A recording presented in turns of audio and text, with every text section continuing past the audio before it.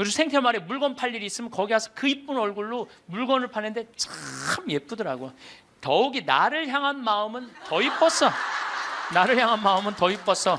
근데 그 글라라가, 죽음을 얼마 앞둔 글라라가 그 이쁜 얼굴로 나를 환하게 웃으면서, 신부님 저 이제 죽는 거 하나도 안 무서워요. 그래서 왜요? 그랬더니 저 얼마 전에 죽어봤어요. 죽었는데 끝도 없는 꽃길이 펼쳐져 있더래요. 그러니까 꽃같이 산 여자는 꽃길을 가나 봐. 꽃같이 산 여자는 꽃길을 가나 봐. 저는 확실히 그걸 믿어요. 죽으면 당연히 꽃밭 갈겠지, 당연히. 난 그렇게 믿어요. 근데 여러분들, 이 세상을 진흙탕같이 산 사람은 어디 갈 것 같아요? 진흙탕길 가게 돼 있어. 여러분들 마음 안에 가시가 너무 많아. 남편 미워하는 가시, 시어머니 미워하는 가시, 자식 미워하는 가시, 본당 신부 미워하는 가시, 본당 수녀 미워하는 가시, 레지오 단장 미워하는 가시, 그냥 온몸에 가시가 도사있어. 누구 하나 걸리만 해라 찔러갖고 그냥 피를 버리라 별르고 있어. 이 사람 죽으면 어디 갈 것 같아요? 가시밭길 가게 돼 있어요. 그러니까 여러분들 죽어서 가시밭에 뒹굴르기 싫으면은 지금 내 마음 안에 있는 가시 빼내야 돼, 빼내지 말아야 돼? 황창현 신부님의 행복 특강 지금 바로 시작하겠습니다. 영상 후반부에 부모님이 돌아가셨을 때 자녀가 무조건 해야 할 3가지도 함께 들으시면 좋겠습니다. 영상이 마음에 드신다면 구독과 좋아요, 알림 설정 부탁드립니다. 시작기도 하고 시작하겠습니다. 성부와 성자와 성령의 이름으로. 사람의 아들이 영광에 쌓여 모든 천사와 함께 오면 자기의 영광스러운 옥자에 앉을 것이다. 그리고 모든 민족들이 사람의 아들 앞으로 모일 터인데 그는 목자가 양과 염소를 가르듯이 그들을 가를 것이다. 그렇게 하여 양들은 자기 오른쪽에, 염소들은 왼쪽에 세울 것이다. 그때 임금이 자기 오른쪽에 있는 이들에게 이렇게 말할 것이다. 내 아버지께 복을 받은 이들아, 와서 세상 창조 때부터 너희를 위하여 준비된 나라를 차지하여라. 너희는 내가 굶주렸을 때 먹을 것을 주었고, 내가 목말랐을 때 마실 것을 주었으며, 내가 감옥에 있을 때 찾아주었다. 그러면 그 의인들이 이렇게 말할 것이다. 주님, 저희가 언제 주님께서 굶주리신 것을 보고 먹을 것을 드렸고 목마르신 것을 보고 마실 것을 드렸습니까? 언제 주님께서 나그네 되신 것을 보고 따뜻히 맞아드렸고 헐 벗으신 것을 보고 입을 것을 드렸습니까? 언제 주님께서 병드시거나 감옥에 계신 것을 보고 찾아가 배웠습니까? 그러면 임금이 대답할 것이다. 내가 진실로 너희에게 말한다. 너희가 내 형제들인 이 가장 작은 이들 가운데 한 사람에게 해준 것이 바로 나에게 해준 것이다. 아멘. 성부와 성자와 성령의 이름으로 아멘. 참 예수님, 반갑습니다.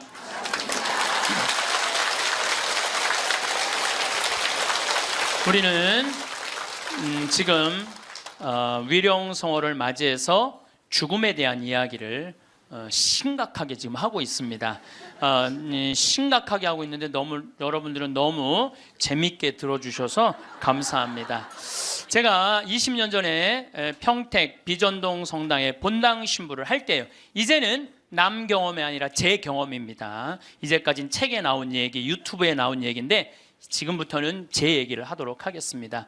1월 1일 날이에요. 평화의 모후 성마리아 대축일 1월 1일 날 미사가 다 끝나고 밤 10시입니다. 보통 미사 다 끝나고 신부가 자기 소파에 앉을 수 있는 시간이 밤 10시거든요. 밤 10시에 앉아서 음악을 듣고 있는데 그 늦은 밤에 초인종이 울렸어요. 사제관. 그래서 내가 나갔더니 엄마, 아빠, 딸 둘이 절 찾아왔어요. 근데 처음 보는 사람들이에요. 처음 보는 사람들이라 세배를 이 늦은 시간에 1월 1일 날 세배를 왔나? 문을 열고 나갔더니 세배 온 사람들이 아니야. 모르는 사람들이니까 어떻게 성당을 오셨습니까? 그랬더니 자기들 입교하려고 왔다는 거예요. 그래서 내가 물었어요. 왜 하필 1월 1일 밤 10시에 입교를 하려고 그러느냐. 그 많은 새털 같은 날 놔두고 왜 1월 1일 날 입교를 하려고 그러냐. 사연이 있느냐? 그랬더니 사연이 있대. 무슨 사연이 있느냐 그랬더니 자기 아버지가 살아생전에 그랬대요. 하느님을 믿느니 내 주먹을 믿어라. 천당, 지옥 이런 건 없다.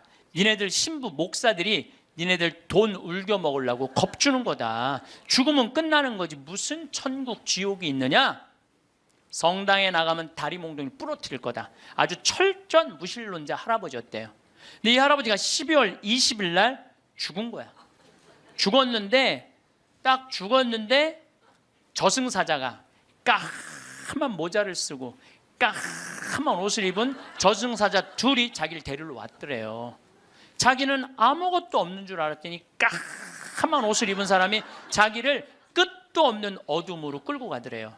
이게 죽었다가 살아 돌아온 사람들의 또 한 10% 정도는 어둠을 경험한다는 거예요. 그 어둠은 상상할 수 없을 정도로 공포스럽대요. 왜? 여러분들 끝도 없는 깜깜한 어둠으로 끌려가면 여러분 어떨 것 같아요? 무섭죠? 한번 상상을 해보세요. 끝도 없는 어둠. 누군 빛으로 간다는데 끝도 없는 어둠으로 가면 어떻게? 그러니까 만약에 여러분들이 죽었는데 까만 걸 보면 끝난 거야. 여러분들 죽었는데 딱 까맸다. 그러면 이건 지옥이다. 이렇게 생각하면 돼요. 뭘 봐야 돼? 하얀 걸 봐야 돼요. 기도해야 돼. 하얀 빛, 나는 세상의 빛이라는 하얀 걸 봐야 돼. 어쨌거나 이 할아버지는 끌려가면서 끝도 없는 어둠으로 끌려가면서 이 저승사자들한테 매달렸대요. 나는 살아 돌아가야 된다.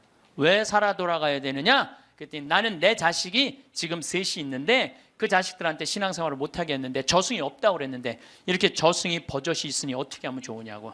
그래갖고 이 아버지를 땅에다가 3일째 하관 땅에다 묻는데 관을 두들기더래요. 실질적으로 이건 제 경험을 얘기하는 거예요. 관을 두들기를 해.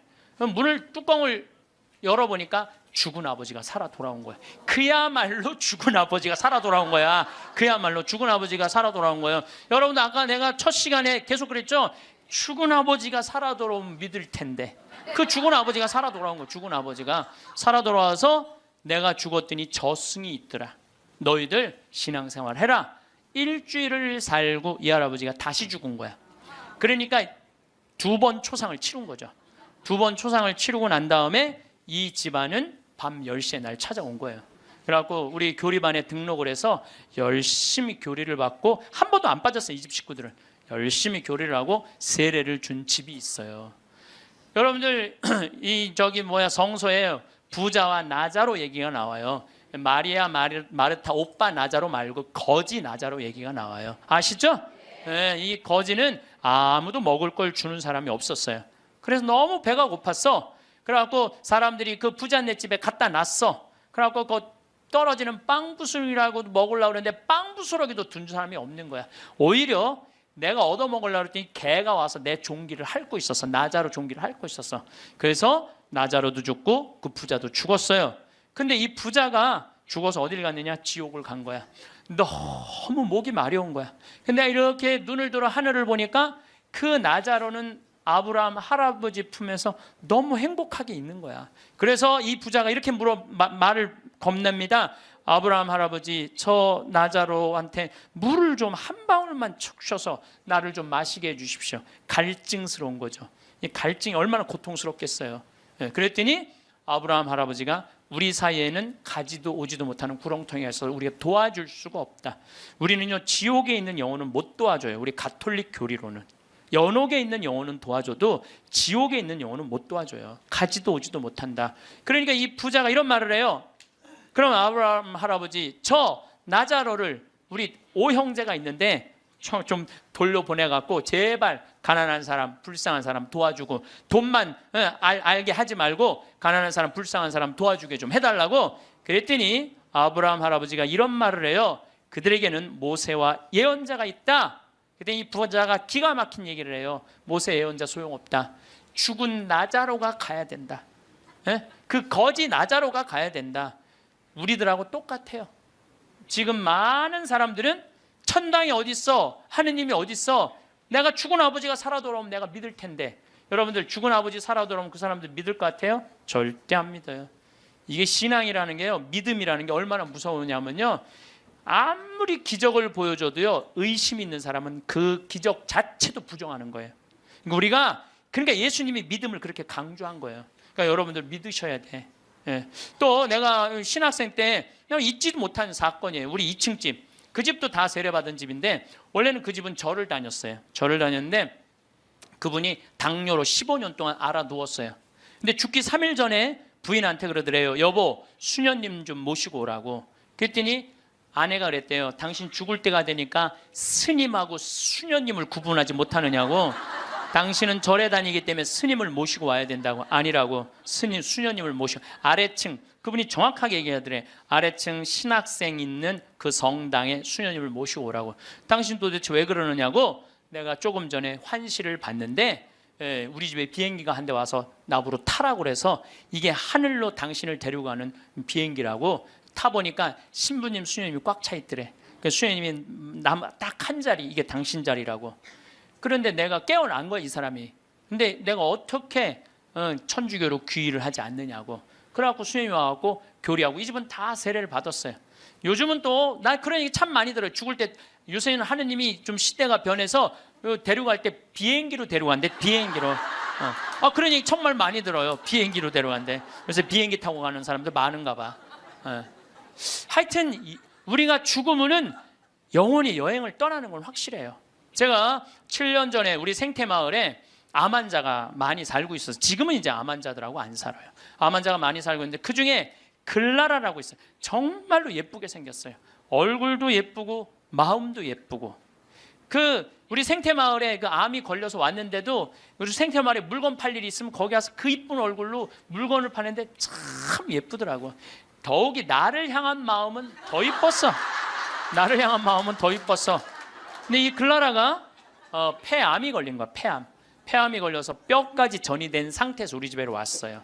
뼈까지 전이가 돼갖고 의사 선생님이 6개월밖에 못 산다는 거예요. 6개월.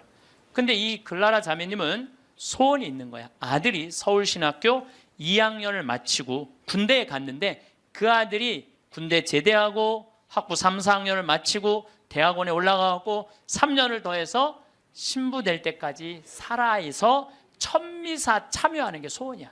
천미사. 그러면 그렇게 살려면 7년을 더 살아야 되는데 6개월밖에 못 산다는데. 그래서 우리 황토 집에서 살아보자. 그래갖고 이제 황토 집 25평을 드렸어요. 그 그레고리오 형제님하고 글라라 자매님한테. 근데 기적같이 4년을 더 살았어요. 4년을. 서울대병원에서 당신은 살아있는 기적이라고. 온몸에 암세포가 있는데 이렇게 멀쩡한 거 보면 당신 기적 아니고는 설명이 안 된다고 맨날 의사 선생님이 그랬대요. 드디어 아들은 대학원까지 올라갔어요. 3년만 더 버티면은 드디어 아들 천미사를 볼 수 있는 거야. 그런데 그 더 이상은 못 견디더라고요. 머리까지 암이 전이가 되니까 그 이쁜 얼굴에 눈을 막 떠는데 내 가슴이 떨리는 거야. 왜 그러느냐 하면은 이제 살 날이 얼마 남지 않았구나. 그걸 보니까 너무 가슴이 아프더라고요. 결국은 일산 암센터로 갔어요. 내가 너무너무 사랑하는 가족들이니까 내가 찾아갔죠.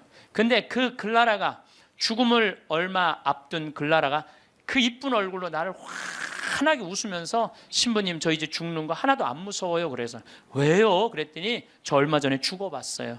죽었는데 끝도 없는 꽃길이 펼쳐져 있더래요. 끝도 없는 꽃길이 펼쳐져 있는데 그러더래요. 이 길이 하느님, 예수님, 성모님 만나러 가는 길이라고. 그러니까 꽃같이 산 여자는 꽃길을 가나 봐. 꽃같이 산 여자는 꽃길을 가나 봐. 저는 확실히 그걸 믿어요. 왜냐하면 저도 강원도 평창에 살면서 마음이 참 좋아요. 생전 사람 미워할 일이 있어야지. 사람을 만나야지 사람을 미워하지. 사람을 만나야지. 거기 일어나 보면 아름다워. 요즘은 또 물안개 피는 계절이거든요. 강에 물안개 피면요 너무 아름다운 거야. 밤하늘의 별도 아름답고 이 단풍도 아름답고 그냥 여기에 감사의 꽃, 찬양의 꽃, 사랑의 꽃이 흘러넘치는데 죽으면 당연히 꽃밭 갈겠지. 당연히. 난 그렇게 믿어요. 끝도 없는 꽃길을 가고. 근데 여러분들 이 세상을 진흙탕같이 산 사람은 어디 갈 것 같아요? 진흙탕 길 가게 돼 있어. 여러분들 마음 안에 가시가 너무 많아. 남편 미워하는 가시, 시어머니 미워하는 가시, 자식 미워하는 가시, 본당 신부 미워하는 가시, 본당 수녀 미워하는 가시, 레지오 단장 미워하는 가시. 그냥 온몸에 가시가 돋아있어. 누구 하나 걸리면 해라 찔러갖고 그냥 피를 버리라 별르고 있어. 이 사람 죽으면 어디 갈 것 같아요? 가시밭길 가게 돼 있어요.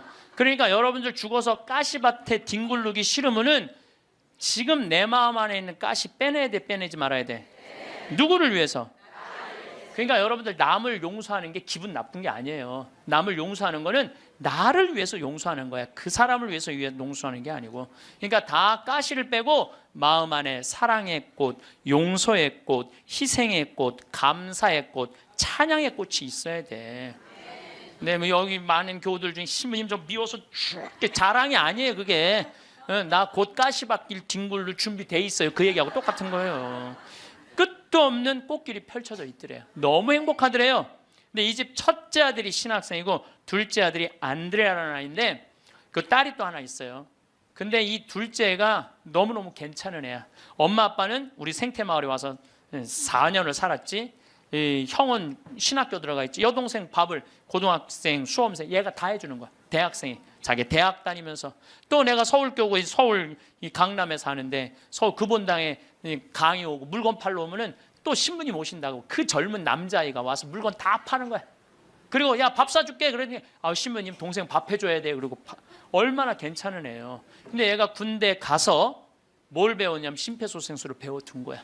엄마가 이제 자다가 죽은 거야. 자다가 죽어서 이제 남편도 엄마 이제 죽었다 다 포기를 했는데 얘는 포기를 안 한 거야. 심폐소생. 엄마는 꽃길을 가고 있는데 이놈은 죽지 말라고 심폐소생술 한 거야. 살려낸 거야. 살려냈어요. 네. 살려내갖고 엄마가 살아난 상태에서 내가 한 번 더 본 거죠. 그래서 이제 병원에 이제 간 거니까.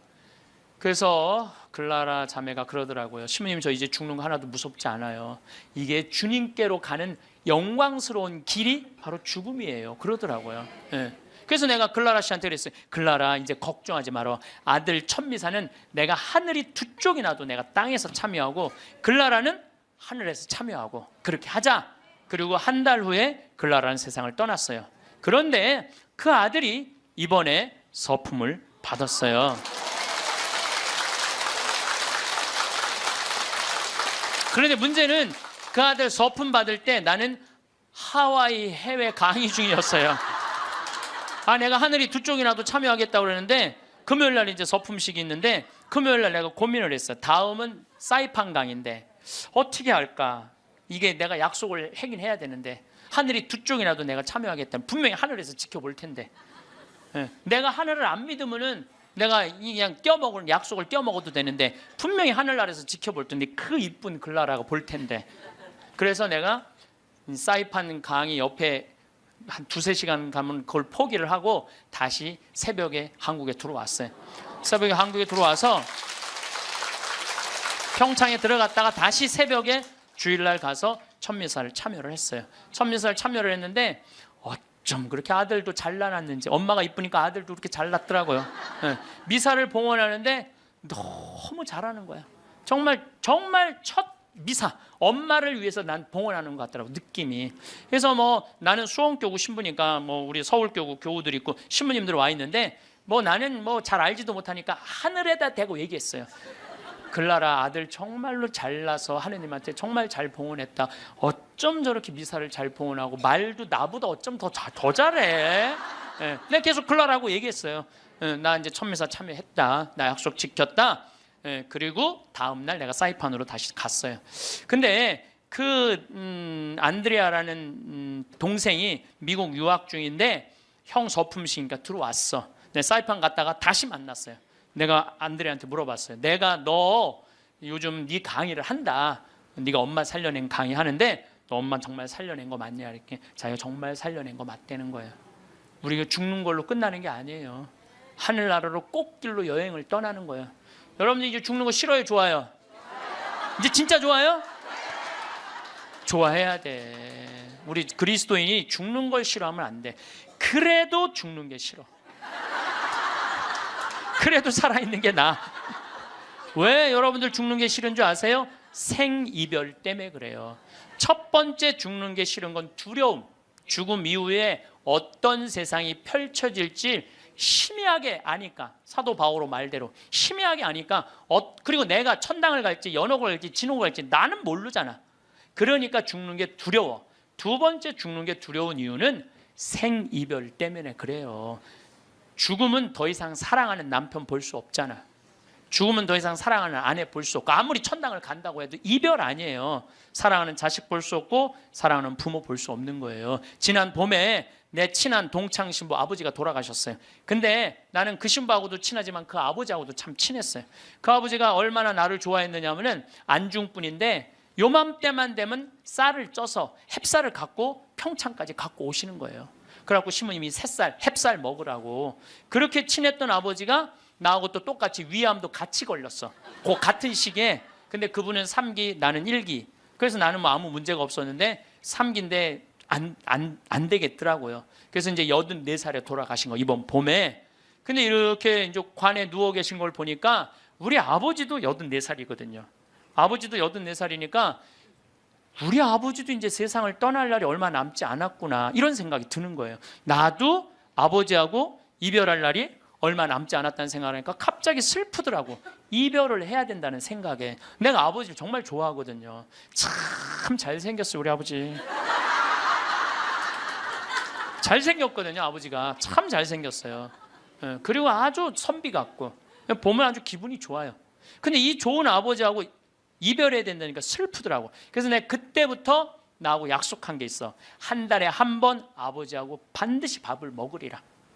그래서 아무리 바빠도 수원 근처에 강의 가면은 전화를 해갖고 아버지하고 밥을 먹어요. 그래서 내가 아버지 보면서 이제 그 얘기는 안 하죠. 아버지 죽을 날이 얼마 남지 않아서 밥 먹는다, 그 얘기는 내가 안 해요.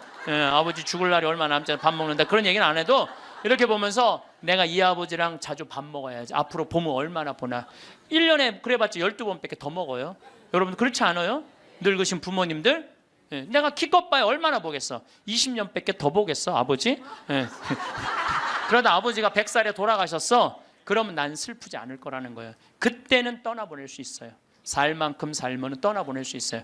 이번에 그 성심원이라는 보육시설이 있어요, 우리 수지에. 근데 거기에 상설자 수녀님이 김마리아 막달레나라는 수녀님인데 99살에 돌아가셨어요. 99살에. 며칠 전에 우리가 장례미사 갔는데 수녀님이 평생 1400명의 아이들을 길러낸 거야. 그 수녀님이 1400명을 길러내고 신부를 그 보육시설에서 5명을 만들어냈어. 신부를. 그 수녀님이 최대의 업적인 것 같아, 내가 보기에는. 그리고 그 수녀님은 나이를 먹으면 먹을수록 이쁜 얼굴이었어요. 참 예뻤어요. 그 수녀님 아는 분들은 제가 무슨 말 하는 줄 알아. 근데 99살에 우리가 돌아가시기 전에 백수미사도 해드렸거든. 백수미사도 해드리고. 근데 이제 이렇게 수녀님 누워 계신 걸 보면서 참 멋있게 살다 가니까 하나도 안 슬픈 거예요. 하느님한테 갔구나, 이런 생각을 하니까. 사람은 그렇게 가야 돼요.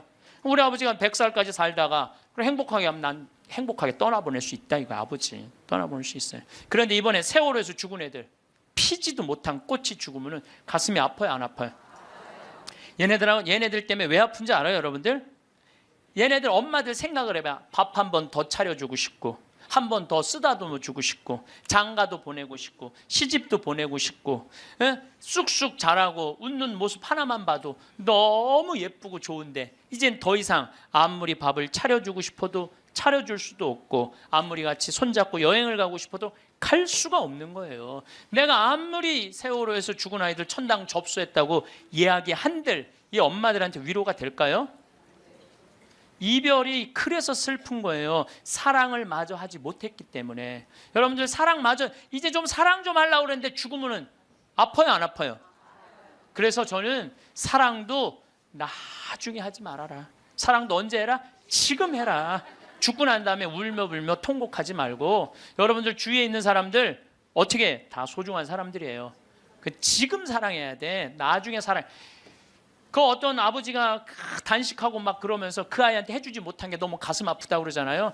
죽고 난 다음에 후회하지 말라는 거예요. 옆에 지금 얼마나 소중한 사람들이 있는데 그 소중한 사람들한테 함부로 대하냐, 이거예요. 내가 본당 신부할 때도 60살 먹은 엄마가 죽었어. 40살 된 놈이 와갖고 울며 불며, 생전 찾아오지도 않던 놈, 뭐 4년 5년 한 번도 안 찾아온 놈이 울며 불며 이런 말해요. 왜 죽느냐고. 조금만 더 살면 내가 효도할 텐데. 그 자식은요, 엄마 80에 죽어도 그때 와서 뭐라 그래? 왜 벌써 죽느냐? 좀만 살아도 내가 효도할 텐데. 지금 효도하지 못하는 자식은요, 나중에 절대 효도 못합니다. 여기 지금 60, 70 되신 분들, 지금 40, 50 된 자식들 나중에 효도할 것 같아요? 점점 못합니다. 지금 못하는 자식은 나중에도 못하는 거예요. 그러니까 여기 지금 40, 50 되신 분들, 30 되신 분들, 내가 부모님한테 나중에 효도해야지. 어린 반푼어치도 없어요. 지금 하지 못하면 나중에도 못하는 거예요. 사랑도 마찬가지고 지금 해야 돼. 죽고 나서 울며 불며 아이고 불쌍해서 어떻게 해. 사랑도 마저 못했는데 그러지 말라는 거예요. 그래서 이별이 슬픈 거예요. 10년 전에 내 동창 신부가 전화를 했어. 밤에 창현아 우리 성당에 와서 장례 미사 좀 해달라는 거예요. 야 본당 신부가 넌데 왜 내가 니네 장례 미사를 하냐. 그랬더니 자기는 도저히 눈물이 나서 장례 미사를 못 하겠다는 거예요. 왜?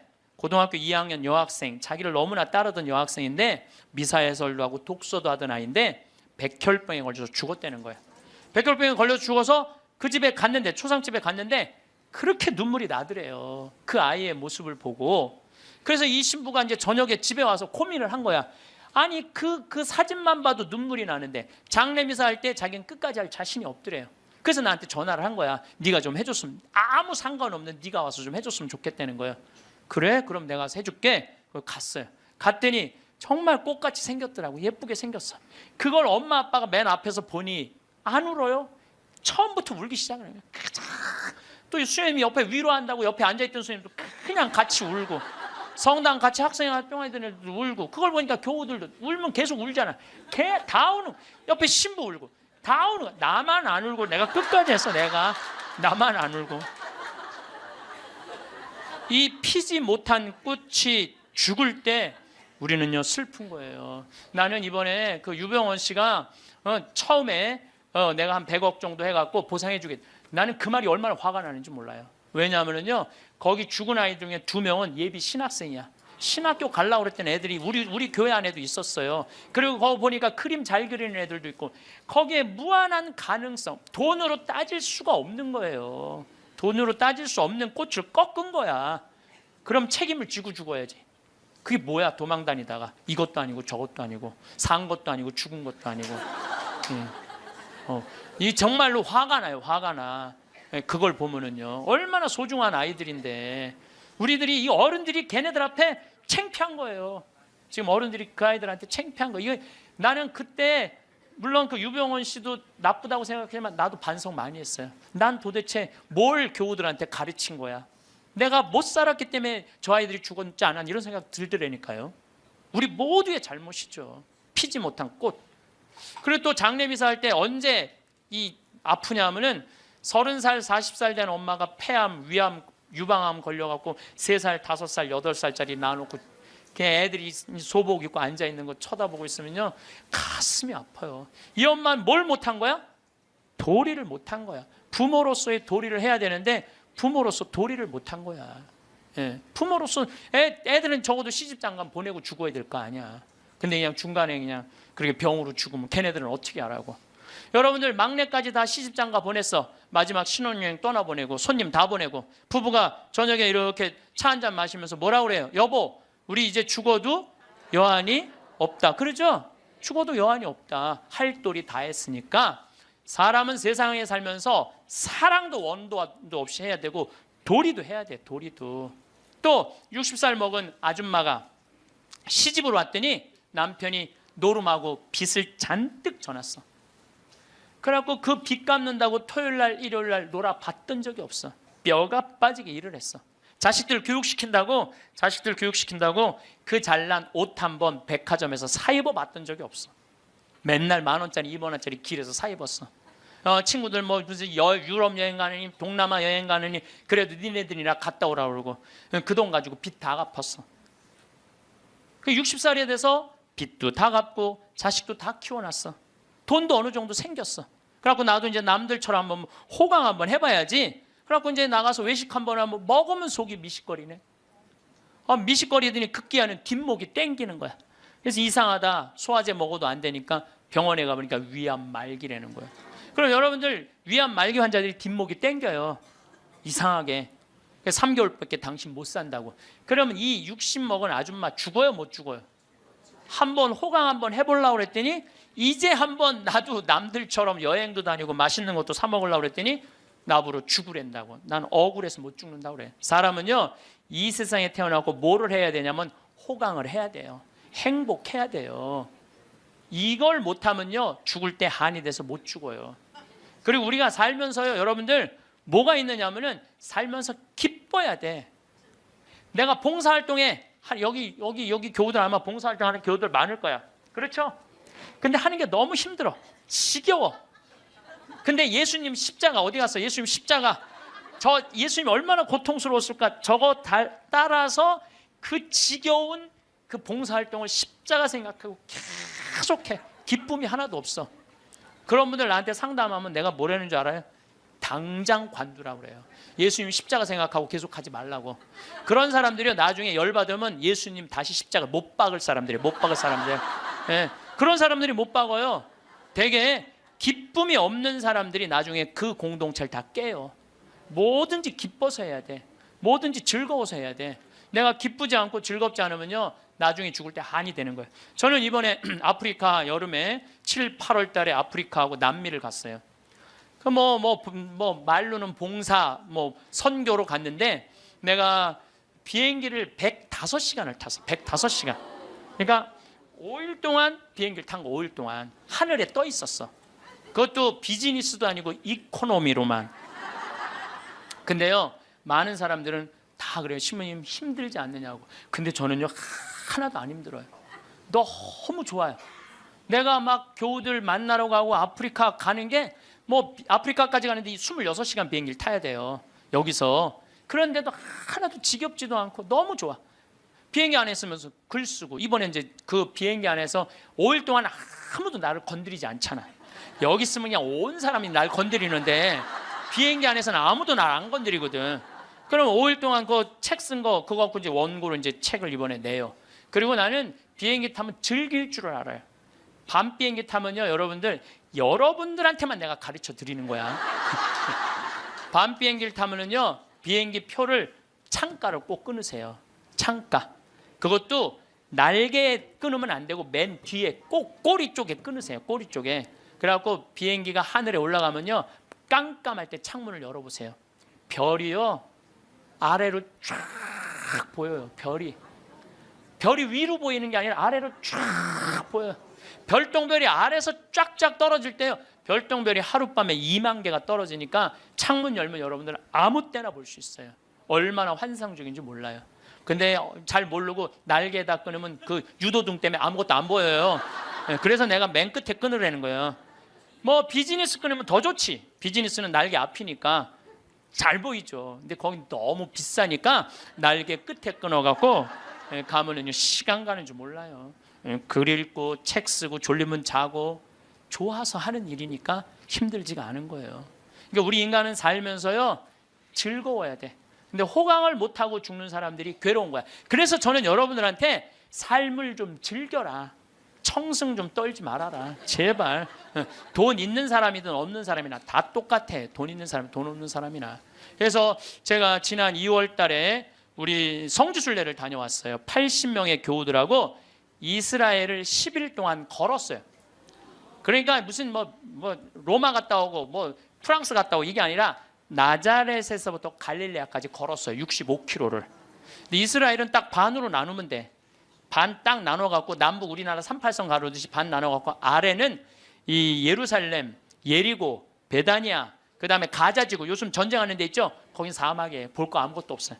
화면을 보면 여러분들 맨날 거기만 보는 거야. 이스라엘을 잘 모르는 거지.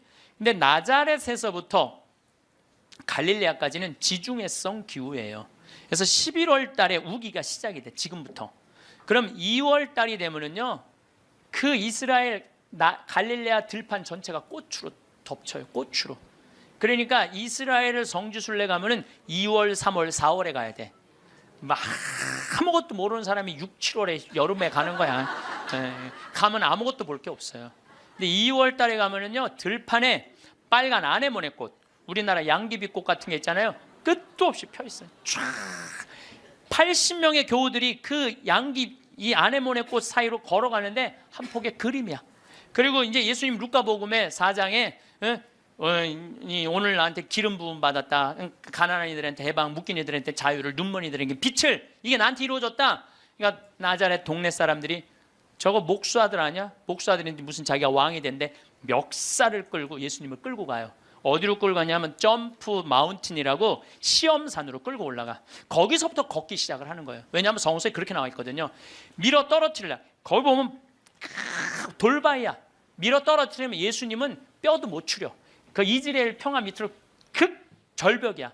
거기서 그들을 뿌리치고 예수님은 복음을 선포하러 제자들과 함께 갈릴레아로 떠나셨다.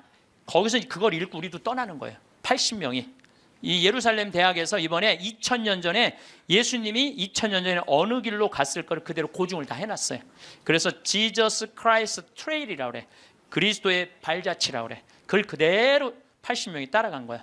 그러니까 과부의 아들 살린 나인이라는 동네도 들르고, 그 다음에 예수님 거룩한 변모한 다볼산도 가고, 그 다음에 가나의 혼인잔치도 가고, 예수님 맨날 먹을 거 사러 가면 세폴이라는 동네도 가고, 그 다음에 이제 히틴의 뿌리라고 밀밭. 여러분들 이스라엘은요 식량 자급률이 100%예요.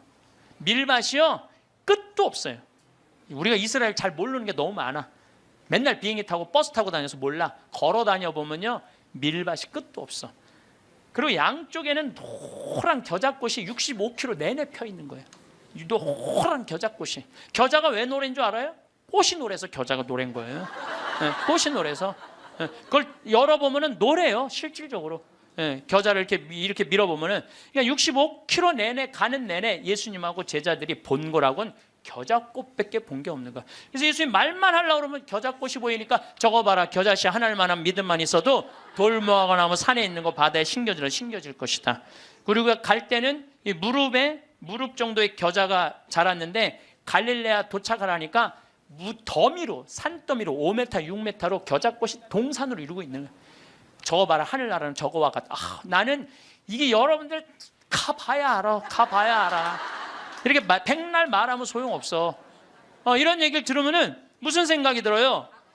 가고 싶다. 나도 한번 가보고 싶다. 죽기 전에 나도 한번 꼭 가보고 싶다. 이런 생각 들죠? 근데 나는 여러분들한테 너무 안타까운 게 바로 그거예요. 왜 그 좋은 데를 죽기 전에 가요? 지금 가면 안 돼? 지금 가세요. 지금 여행은 가슴이 떨릴 때 가야지 다리가 떨릴 때 가면 안 된다니까요. 그걸 죽기 전에는 다리 떨려서 못 간다니까요. 죽기 전에 가지 말고 지금 가세요. 내가 오늘 강의를 딱 왔는데 여기 이제 여기 명동성당 아주 이제 잘 해놨어. 보니까 아주 잘 해놨어. 아주 속이 후련해. 사람이 이제 모일 수 있는 장소도 있고 커피 마실 수 있는 장소도 있고 위도 아주 잘 해놨어. 근데 저 지하 1층 강당에 갔는데 저기 우리 경비하는 아저씨 한 분이 딱 나를 와서 손을 딱 잡는 거예요. 신부님 너무 감사하다는 거예요. 그래서 제가 뭐가 감사합니까? 신부님 말씀대로 내가 가슴이 떨릴 때 저기 콤포스텔라 스페인 그거를 40일 동안 걸었다는 거예요. 40일 동안 신부님 말대로 집 잡혀서 갔다 왔다는 거예요. 집 잡혀서. 그런데 자기가 은혜를 너무 많이 받았다는 거. 내가 이게 이스라엘 성지를 이렇게 가면서 그 학생 하나가, 그 아이 잊지 못하는 아이가 있어요. 학생 하나가 딱 이 나를 만났는데 얘가 나를 어떻게 쳐다보느냐면 흰 눈동자 95%, 까만 눈동자 5% 뜨고 쳐다보더라고요. 왜냐하면은 너 때문에 내가 끌려왔다 이거야. 네가 성지순례 쑥쑥거려서 엄마 아빠가 가면서 얘를 강제로 끌고 온 거야. 그러니까 나를 흰 눈동자 95%, 까만 눈동자 5% 쳐다보는 거죠. 근데 얘가 성지순례를 하는 첫날부터 눈이 아주 도끼가 있더니 이틀째, 3일째 예수님이 걸어간 길을 걸으면서 예수님을 만나더라고요. 일주일째는 눈빛이 완전히 모세의 눈빛이 됐어.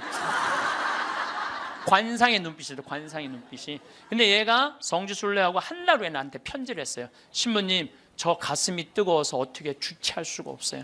하느님이 내 안에 살아 움직여서 자기가 어떻게 할 수가 없다는 거예요. 근데 며칠 전에 내가 서천이라는 곳에 강의를 갔는데 그쪽 분이에요. 엄마 아빠가 왔어. 신부님, 걔가 워낙 똑똑한 애거든요. 공부를 잘했던 애야. 근데 화학과를 갔는데 자기는 길을 못 찾아갖고 공부하는 게 싫다는 거야.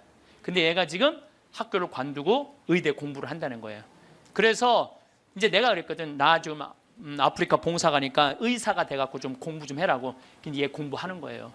이게요, 사람이요, 성지를 한번 갔다 오면요, 죽으면은 제일 좋은 건 죽으면 인생이 바뀌어. 죽어봐야 철이 드는데 죽는 건 좀 어려우니까 어떻게? 성지를 갔다 오는 게 좋아. 그러니까 여러분들 죽기 전에 가지 말고 언제가? 지금 가세요. 무슨 돈으로? 집 잡혀서 가라. 집 잡혀서. 집 잡혀서 가라. 여러분들 집 갖고 갈 거예요? 집 두고 갈 거예요. 두고 갈 집을 그렇게 벌벌벌 떨면서 이러지도 못하고 저러지도 못하는 분들 보면 너무 가슴이 아파요. 여러분들 이건희 회장님이요, 재산이 12조 5,900억이래. 12조 5,900억. 나는 12조도 필요 없어. 12조 뭐하러 필요해? 5천억도 난 필요 없어요. 그 끄트머리 900억만 있어도 좋겠어. 나 끄트머리 900억만 있어도 좋겠어. 그런데 그 900억도 필요 없어요. 쓰러져 누우면요, 아무 의미가 없는 거예요. 돈이 아무리 많으면 뭐예요. 벤자민 플랭클린이라고 미국 독립선언서 쓴 사람이 이런 말을 해요. 재산을 잃으면 조금 잃은 거고, 명예를 잃으면 반을 잃은 거고, 건강을 잃으면 다 잃은 거다. 아파갖고 누우면요, 아무리 돈이 많아도 소용없는 거예요. 물론 나는 이건희 회장님이 빨리 완쾌되길 바라요. 왜냐하면 누가 뭐라 그래도 한국의 제1의 기업을 세계에 내놓은 사람이에요. 그러니까 난 회복되길 바라요, 빨리. 그리고 회복돼서 제발 하늘나라 올라와. 다 이제 그런 사람들이 하늘나라 경험 많이 하잖아요. 하늘나라 이제 갔다 온 경험을 가지고 12조 5,900억을 다 나눠줬으면 좋겠어. 다 나눠줬으면. 살아 돌아와서.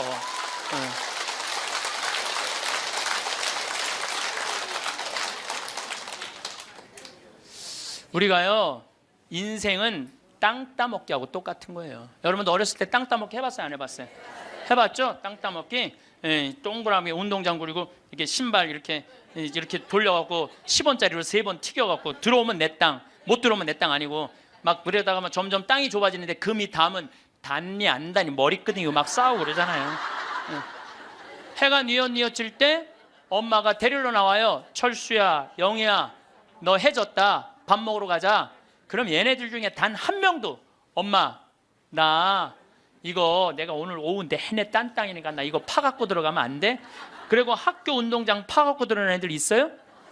손 탁탁 털고 들어가요. 그게 인생이에요. 여러분들 처음에 시집 와갖고 사글세, 월세, 전세 18평, 25평, 40평까지 넓혀갔어. 근데 하느님이 마지막 날, 얘야 너 인생에 해가 졌다. 마리아야, 베드로야, 너 이제 들어와라. 그럴 때 하느님, 나 이거 평생 딴 땅이니까 내 이거 파갖고 들어갈게요. 그리고 40평 지하로 저 무덤으로 쥐고 가는 사람 있어요, 없어요? 손 탁탁 털고 들어가요. 손 탁탁 털고 들어갈 걸 그걸 왜 못 쓰고 벌벌벌벌 떠냐 이거야. 집 잡혀서 여행도 다니고 어려운 사람도 도와주고, 맛있는 것도 사 먹고, 그리고 즐겁게 살다가 죽으면 되지. 그걸 그냥 아까하고 뒷방에서 벌벌벌벌 떨다가 죽어. 신부님, 빚 없는 사람, 집 없는 사람 어떻게 하라고 맨날 집 잡히라. 걱정하지 말아라. 국가에서 용돈 나온다. 20만 원. 많은 분들이 이런 얘기해요. 신부님, 10년 전에 이런 얘기를 해요. 내가 10년 전에 54,000원 나올 때, 10년 전에 54,000원 나왔거든요. 할머니들 죽지 않고 조금만 버티면은 20만 원 나온다.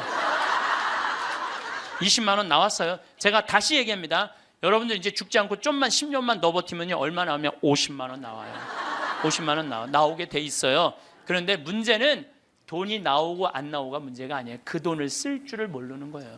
나와도 그 돈 쓸 줄 모르고 벌벌벌벌 떨다가 자식 그거 모아갖고 뒷바라지 해주는 할머니들 많아요. 그리고 또 어떻게? 버림받고. 그런 할머니들 대한민국에 수도 없이 많아요. 그리고 인생 가슴 치면서 죽을 때 내가 왜 그렇게 살았을까? 후회하는 할머니들 많아요. 그래서 죽을 때는 여러분들 3가지 갖고 가는 거예요. 추억 갖고 가는 거예요. 내가 인생을 어떻게 살았구나. 그 다음에 죽을 때 뭐 갖고 가? 선행 갖고 가는 거. 선행. 내가 살아서 불쌍한 사람 도와준 거.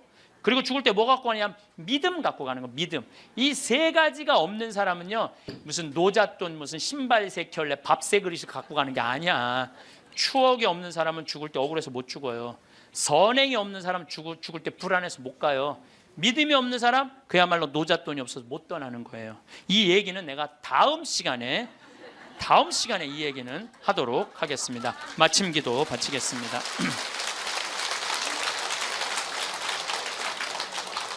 이 구상 시인이 우리 맨날 노벨상 받니 안 받니 그랬는데 참 이 시를 죽음에 대한 시인데 너무 재밌게 썼어요. 그래서 여러분들 기도하면서 한번 들어보시면 좋겠어요. 성부와 성자와 성령의 이름으로 아멘. 흰 혼이불에 덮여 엠브론스에 실려간다. 밤하늘이 거꾸로 발밑에 들이우며 죽음의 아슬한 수렁을 짓는다. 이채로 굳어 뻗어진 내 송장과 사그라져 앙상한 내 해골이 떠오른다.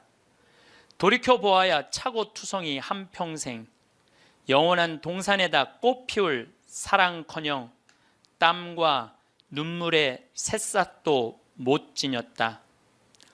이제 허둥대자 부질없는 노릇이지. 아버지, 저의 영혼을 당신 손에 맡기나이다. 신용만 했지 옳게 섬기지 못한 그분의 최후 말씀을 부지중 외우면서 나는 모든 상념에서 벗어난다. 또 숨이 차온다. 하느님 아버지, 저희들이 당신 아들이 죽음을 통해서 열어놓은 하늘나라를 가기 위하여 이 자리에 모였습니다. 당신은 사랑이 많으시기에 당신 아들을 이 세상에 내어 놓으실 정도로 우리를 사랑하셨기에 우리들은 당신의 자비를 믿나이다. 우리가 인간으로 살아가면서 나약한 점, 부족한 점, 그래서 쓰러질 때도 참 많습니다. 하지만 저희들은 당신의 자비를 믿습니다. 부족한 우리 하늘나라 희망하고 있습니다. 여기 모인 모든 이들이 마지막 날 하늘나라에서 기쁘게 이 세상 이야기, 오늘 즐거웠던 시간 이야기할 수 있는 그런 하늘나라의 선물 허락하소서. 영광이 성부와 성자와 성령께 성부와 성자와 성령의 이름으로 감사합니다. 황창현 신부님의 행복특강 어떠셨나요? 죽음 껴안기라는 주제가 우리 마음에 참 깊은 울림을 주는 것 같습니다. 부모님이 돌아가시면 되게 막막하실 겁니다. 오늘은 부모님이 돌아가셨을 때 자녀가 무조건 해야 할 3가지에 대해 말씀드리겠습니다. 상속이 펼쳐졌을 때, 말 그대로 부모님 중에 한 분이 돌아가셨을 때, 아니면 일가 친척이 돌아가셨을 때, 배우자가 돌아가셨을 때, 장례를 치르고 나서 한번 꼭 보시면 큰 도움이 되지 않을까 싶습니다. 상속이 발생하게 되면 고인에 대한 슬픔에 잠겨 상속 관련 절차는 꼼꼼하게 신경 쓰지 못하는 경우가 있습니다. 또는 상속인들 간의 분쟁으로 신고나 납부기한을 놓쳐 가산세까지 납부하는 사례도 종종 발생합니다. 슬픈 헤어짐 속에서도 이것만큼은 꼭 챙기셔야 하는 것들에 대해서 말씀드리겠습니다. 부모님이 돌아가시면 제일 먼저 챙겨야 할 3가지. 부모님이 돌아가시면 제일 먼저 챙겨야 할 첫 번째는 사망진단서 챙기기입니다. 사망진단서는 사망계 시일을 확인할 수 있는 서류로 상속인들이 상속 재산을 가져올 수 있는 근거가 됩니다. 피상속인과 상속인 간의 관계를 확정지어 피상속인의 사망을 원인으로 상속 권한이 있음을 입증할 수 있는 중요한 서류입니다. 부모님이 돌아가시면 제일 먼저 챙겨야 할 2번째는 장례식장 비용 영수증입니다. 장례식장 비용은 관련 증빙 자료가 없다면 500만 원까지, 있는 경우 1000만 원까지 경비로 인정됩니다. 봉분을 하신 경우 봉분 비용도 500만 원까지 경비로 인정받을 수 있기 때문에 영수증을 꼭 챙기셔야 합니다. 부모님이 돌아가시면 제일 먼저 챙겨야 할 3번째는 사망신고입니다. 사망 사실을 안 날로부터 30일 이내에 시읍면 사무소나 주민센터에 방문해서 신고하셔야 합니다. 기간 내 신고하지 않는 경우 과태료가 발생하니 유의하시기 바랍니다. 돌아가신 부모님 재산을 확인하는 가장 쉬운 방법을 아시나요? 사망진단서와 장례비용 영수증을 챙기고 사망신고를 하셨다면 다음으로는 상속신고를 위한 재산을 확인을 하셔야 합니다. 자녀라고 하더라도 부모님이 어떤 은행 계좌를 사용하고 계신지, 어떤 주식이나 부동산을 가지고 계신지 자세히 모르는 경우가 대부분일 텐데요. 쉽고 빠른 재산조회를 위해 두 가지 사이트를 추천드립니다. 첫 번째는 정부24의 안심상속 원스톱 서비스입니다.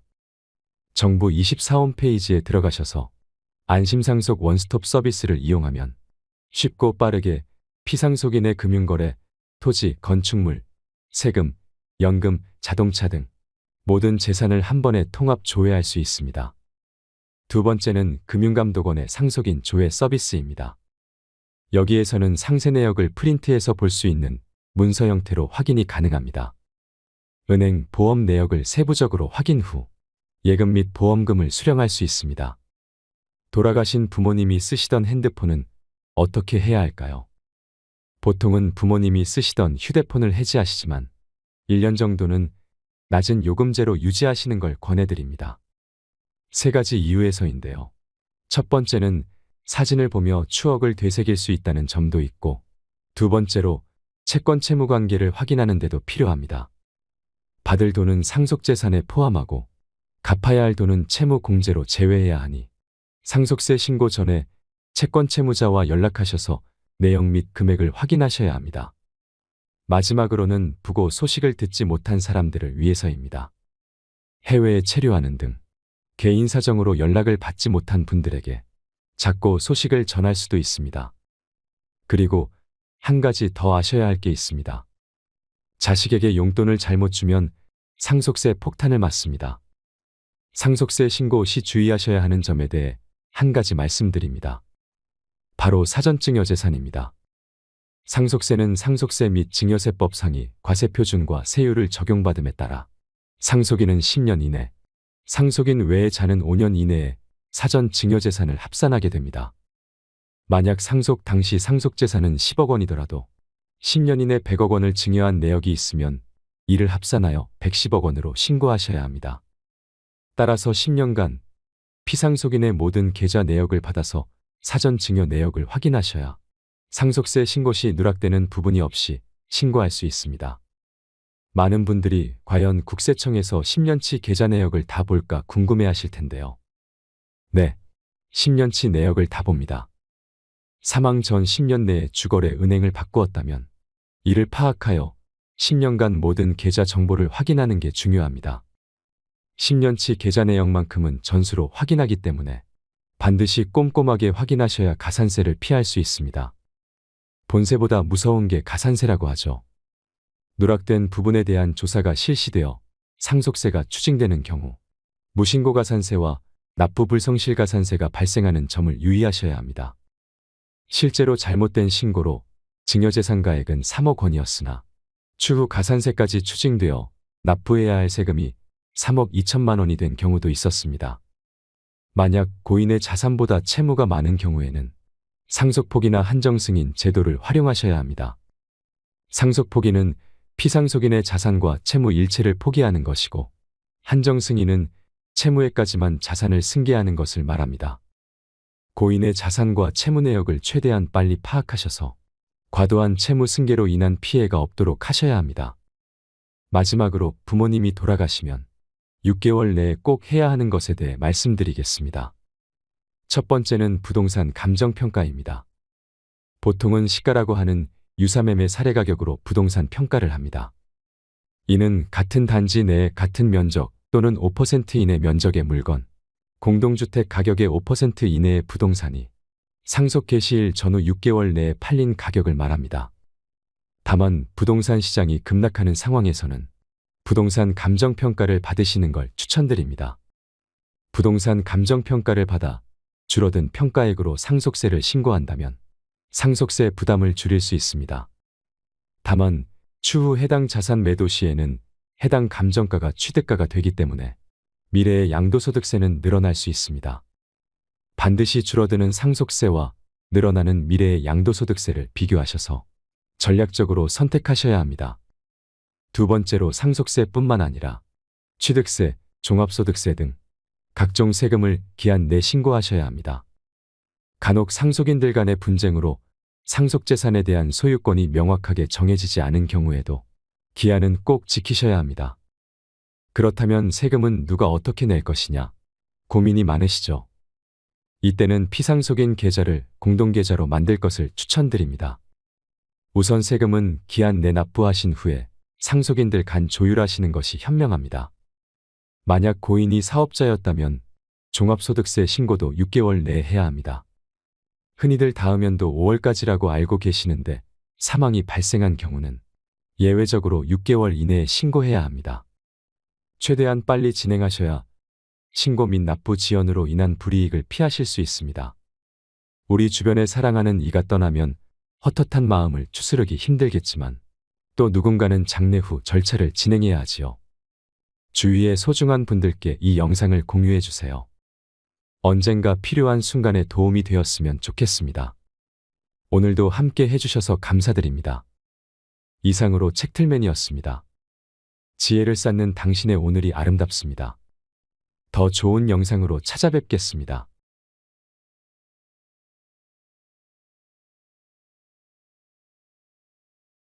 시부님이 딱 일어나서 수녀님 사실은 여기 우리 둘밖에 없다. 아무도 우리 둘이 있는 거 모른다. 그러니까 수녀님 우리 부부처럼 오늘 밤을 좀 지내자. 그랬더니 수녀님 아우 좋아요. 그랬어요. 수녀님이 아우 좋아요. 그래 아유 좋아요. 그래서 내가 또 뻥이 또 엄청나게 세요. 내가 신학교 다닐 때 내 뻥이 저 별명이 뭐냐면 황뻥이었어. 황뻥. 여러분들 요즘 나이 계산하는 법 새로 나온 거 아시죠? 내 나이에 0.7년을 곱하면 그게 본 나이예요. 그러니까 지금 70살은 77이 49, 49살이에요. 49살. 49살이라니까 70살들은 70살이에요? 잠깐 일어나 보세요. 미안하지만 일어나 보세요. 아니 괜찮아. 누가 70살이라고 그래? 49살이지. 49살이에요. 49살. 우리는 어렸을 때 길에 나가보면요 애들이 바글바글했어요. 구슬치기, 딱지치기, 담방구, 자치기. 낮에만 그렇게 돌아다녀서 밤에 깡통 돌리게 해보면 온 놈들이 다 깡통 돌리고 다녔어요. 근데 요즘 길에 나가면 애들 하나도 없어요. 어딜 돌아다니는지. 누구만 할머니, 할아버지들만. 할머니가 길에 꽉 찼어. 또 할머니들이 어서 유모차 유모차를 밀고 온 세상을 다 다녀. 유모차를 밀고 온 세상을 다 다녀. 유모차를 밀고 무슨 놀이터, 슈퍼마켓. 그래서 여러분들 무슨 현상이 있느냐면요. 그 노인정 앞에 가보세요. 유모차가 10대씩 끝나고 나면 밀고 다 집에 가고. 이거 어떻게 할 거예요?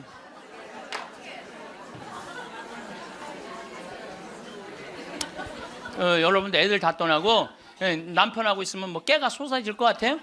깨 안 쏟아져요. 신혼 때나 깨가 쏟아지는 거지. 소파 앉아 이렇게 했는데 남편이 지나가면은 투명 인간이 지나가나 보다.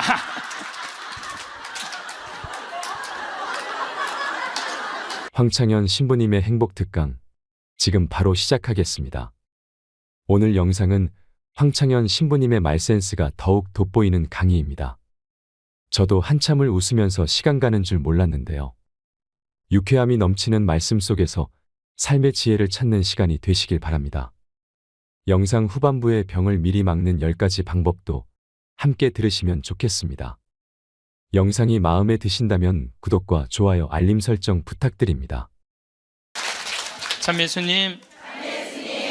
반갑습니다. 네, 우리 시작기도 바치고 강의 시작하도록 하겠습니다. 성부와 성자와 성령의 이름으로. 아멘. 인생이란 채우는 일과 비우는 일이다. 지식과 정보로 머리를 채우고 사랑으로 가슴을 채운다. 꿈을 채우고 지갑을 채우고 집을 채운다. 그러나 인생이란 비우는 것이 더 중요하다. 다른 사람들의 생각을 받아들이려면 머리를 비워야 한다. 욕심이 지나치지 않으려면 마음을 비워야 하고 다른 사람에게 베풀려면 지갑을 비워야 한다. 잘 비우는 사람만이 잘 채울 수 있고 기쁨과 보람으로 가득 찬 인생을 살아갈 수 있다. 아멘. 영광이 성부와 성자와 성령께 성부와 성자와 성령의 이름으로 아멘. 예, 제가 작년에 아프리카 잠비아 무프리나라는 지역을 다녀왔습니다. 이곳은 인구가 15,000명인데 에이즈 환자가 1,600명이에요. 여러분들 요새 에볼라 그러는데 에볼라는 뭐 많이 걸려야 지금 한 10만 명 걸리는데 전 세계 에이즈 환자가 몇 명이냐면 3,500만 명이에요. 물론 이제 에이즈는 어느 정도 정복했다고 보는데 어쨌든 아프리카는 아직도 에이즈 환자가 굉장히 많아요. 그 한 15,000명 사는데 인구가 한 1,600명이 에이즈에 걸려 있는 거예요. 그래서 수녀님들이, 그것도 우리나라 수녀님들이 이 에이즈 걸린 아이들이에요. 뭐 나이 먹은 사람은 이미 죽었고 에이즈 걸린 아이들 이렇게 약도 대주고 영양제도 대주고 그럽니다. 그래서 제가 작년에 가서 우리 의사 선생님들, 또 이 사람들이 이가 아파도 이를 못 빼요. 그래서 이제 치과 의사 선생님들 모시고 가서 에이즈 환자는 이게 이 빼는 게 굉장히 위험해요. 막 이렇게 이 날카로운 뭐 치과 도구가 이렇게 찔리면 안 되는데 작년에도 그런 위험이 있었는데 올해 간 선생님이 저 수원에서 치과하는 우리 열심한 교우 선생님이 해다 찔렸어요. 그 에이즈 이 피가 그렇게 찔린 거죠. 그래서 어쨌든 이제 뭐 의사 선생님들 모시고 와갖고 이도 빼주고 에이즈 아이들 영양제도 좀 대주고. 그러니까 엄마가 또 빨리 죽으니까 애들 그 고아 아이들이 많은 거야. 근데 얘네들도 에이즈에 걸려갖고 나오는 거예요. 근데 얘네들이 5kg가 넘어야지 약을 먹는데 5kg가 안 돼. 3kg밖에 안 되는 거예요. 그래서 분유를 먹이면요 일주일 만에 얘네들이 5kg가 돼요. 그리고 금방 쑥쑥 몸무게가 늘어요. 그래서 거기 보육시설에 가서 분유도 좀 이제 대주고 그리고 돈이 없으니까 학교를 못 다니는, 초등학교를 못 다니는 아이들이 한 700명 정도 되는 거예요. 수녀님들이 그 아이들을 모아다가 공부를 가르치는데 돈이 없으니까 책 12권을 가지고 한 명이 공부를 하는 거야. 그래서 필요한 게 뭐냐, 그러니까 책을 사달래. 그래갖고 가갖고 2명이 한 권을 볼 수 있도록 해줬어요. 근데 내가 간 결정적인 이유는 나는 생태마을을 꾸미니까 거기에 자카란다 농장이 있어요. 근데 농장이 80만 평이야. 80만 평. 80만 평인데 수녀님이 2만 평밖에 농사를 안 짓고 있는 거예요. 그래서 내가 수녀님한테 물어봤어요. 수녀님, 이거 농사 다 지면은 보육시설, 병원, 그 다음에 학교 다 운영할 수 있을 텐데 왜 2만 평밖에 못 꾸미고 있느냐? 그랬더니 신부님, 우리는 맨손으로 농사 짓는다는 거예요. 포크레인도 없고 트랙터도 없고 경운기도 없어서. 여러분들 맨손으로 농사 지면요 한 사람이 1,000평 이상 못 져요. 얼마나 농사가 힘든데요. 내가 생태학교 운영했을 때 학생들 입학을 많이 해요. 막 20명, 30명. 내가 물어봐요. 생태학교에 왜 입학했습니까? 제가 이제 은퇴를 해서 예전에 땅을 한 4,000평 사둔 게 있는데 그거 이제 농사 지으려고 농사 배우러 들어왔습니다. 그럼 한번 해봅시다. 그래갖고 이제 3월 한 달 동안 모종 내고 거름 뿌리고 막 해요. 한 달 지나고 나서 내가 다시 상담을 해요. 어떻게 농사 이제 한 4,000평 질만 하십니까? 그러니까 해보니까 이게 쉽지 않으네요. 한 1,000평 정도 할 수 있을 것 같아요. 그래요. 3월, 4월, 5월, 더운 이제 6월 이제 지나고 나서 학생들 여름방학 할 때 제가 물어봐요. 이제 한 몇 평이나 농사 질 수 있을 것 같으냐 그러니까 이분들이 하는 얘기가 한 10평 질 수 있을 것 같아요. 10평. 맨손으로 농사 짓는 게 진짜 힘들어요. 근데 수녀님이 거기서 맨손으로 농사를 짓고 있는 거야. 그러니 포크레인도 없고 트랙터도 없고 경운기도 없다는 거야. 수녀님 얼마면 되겠냐가 2억이면 되겠대. 걱정하지 말아라. 내가 한국에 가서 2억 만들어서 보내주겠다. 내가 또 뻥이 또 엄청나게 세요. 내가 신학교 다닐 때 내 뻥이, 저 별명이 뭐냐면 황뻥이었어. 황뻥. 일단 뻥을 쳐놓고 한국에 돌아와갖고 내가 강의 때 몇 번 얘기했어요. 평화방송에도 나가고 내가 여러분들 아프리카에 정말로 멋있는 일을 하고 싶은데 1,000만 원씩 20명만 도와주면 좋겠다. 여러분들 재산 5억 중에 10분의 1, 5천만 원은 내 거 아니라고 생각해야 된다. 그거는 어려운 이웃 도와주라고 하느님이 축복 준 거다. 나는 5천만 원까지 필요 없다. 그저 1,000만 원씩 20명만 난 도와주면 좋겠다 라고 얘기를 했는데 절에 다니는 분들, 교회 다니는 분들, 성당, 종파 초월이야. 뭐 성당 다니는 분들, 아무 데도 안 다니는 분들, 이런 분들이 돈을 보내주는데요. 3개월 만에 2억이 들어온 거예요. 난 너무너무 감사해요. 네. 그분들이 정말 큰 마음 먹고 평생 모은 거 내신 분들도 많더라고요. 또 한 분은 마장동에 있는 분은 그냥 500원짜리, 1000원짜리 다 모아 한 500만 원을 갖고 온 거예요. 그걸 그냥 드럼통에 싸갖고 와서. 하여튼 감동적인 일이 너무 많았어요. 그런데 이제 2억이 딱 이제 3개월 만에 들어왔는데 2억 들어온지 모르고 계속 전화해갖고 돈 보내준다는 거야. 그래서 내가 전화 받아갖고 이제 2억 들어왔으니까 그만 보내셔도 된다고 이렇게 말을 할 수가 있어야지. 돈을 보내준다는데 계속 받았어요. 계속 받았는데 내가 요새 강의 때문에 책상에 못 앉아있는데 어젠가 그제 여기 평화방송 강의 준비한다고 밤 12시에 들어가는데 1000만 원을 또 전주에서 어떤 분이 또 보냈더라고. 그것까지 합쳐서 들어온 돈이 7억 1000만 원이 들어온 거야. 7억 1000만 원. 아니 2억이면 되는데 7억이 들어오니까요 사람이 마음이 간사해지더라고요. 난 그래서 이걸 하면서 그 복지시설 사람들 이해가 되더라니까요. 그 돈 떼어먹는 사람들 이해가 되더라니까 이래서 떼어먹는구나. 어쨌든 내가 이제 포크레인 트랙터 경운기 사주기로 했으니까 그거 사주러 나갔어요. 나는 공투 조그만 걸 사주려고 갔는데 수현이 말을 바꾸는 거예요. 공투는 안 된다는 거예요. A10을 사달라는 큰 거. 왜냐하면 여기 개미산이 한 2000개 있어요. 농장 안에. 개미산이 있으니까 농사를 못 짓는 거예요. 개미산 때문에 가려서 2000개나 되는데 얘네들이 짐은 100년 동안 짓는 거야. 산 하나를. 100년 동안 지니까 얼마나 크겠어. 여기 이건 말도 안 돼. 이거 한 2층 정도 되는 큰 개미산을 져놓는 거예요. 그럼 거기다 농사를 지려면 이게 보통 하나에 100평 정도 차지하고 있거든요. 그 농사를 지려면 장정 둘이서 꽃갱이로 한 달을 뽀개야 그거 하나를 뽀개는 거야.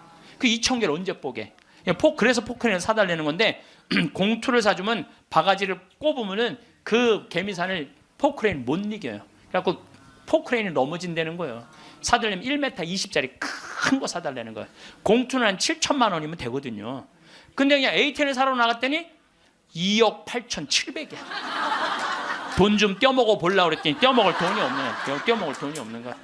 그것도 우리나라 포크레인을 사주려고 그랬더니 우리나라 건 안 된대. 서비스 포크레인은 하면서 호수라는 게 막 터져요. 이렇게 연결돼 있는 게 큰 기계를 하니까 그거를 고치는 거는 볼보밖에 없는 거야.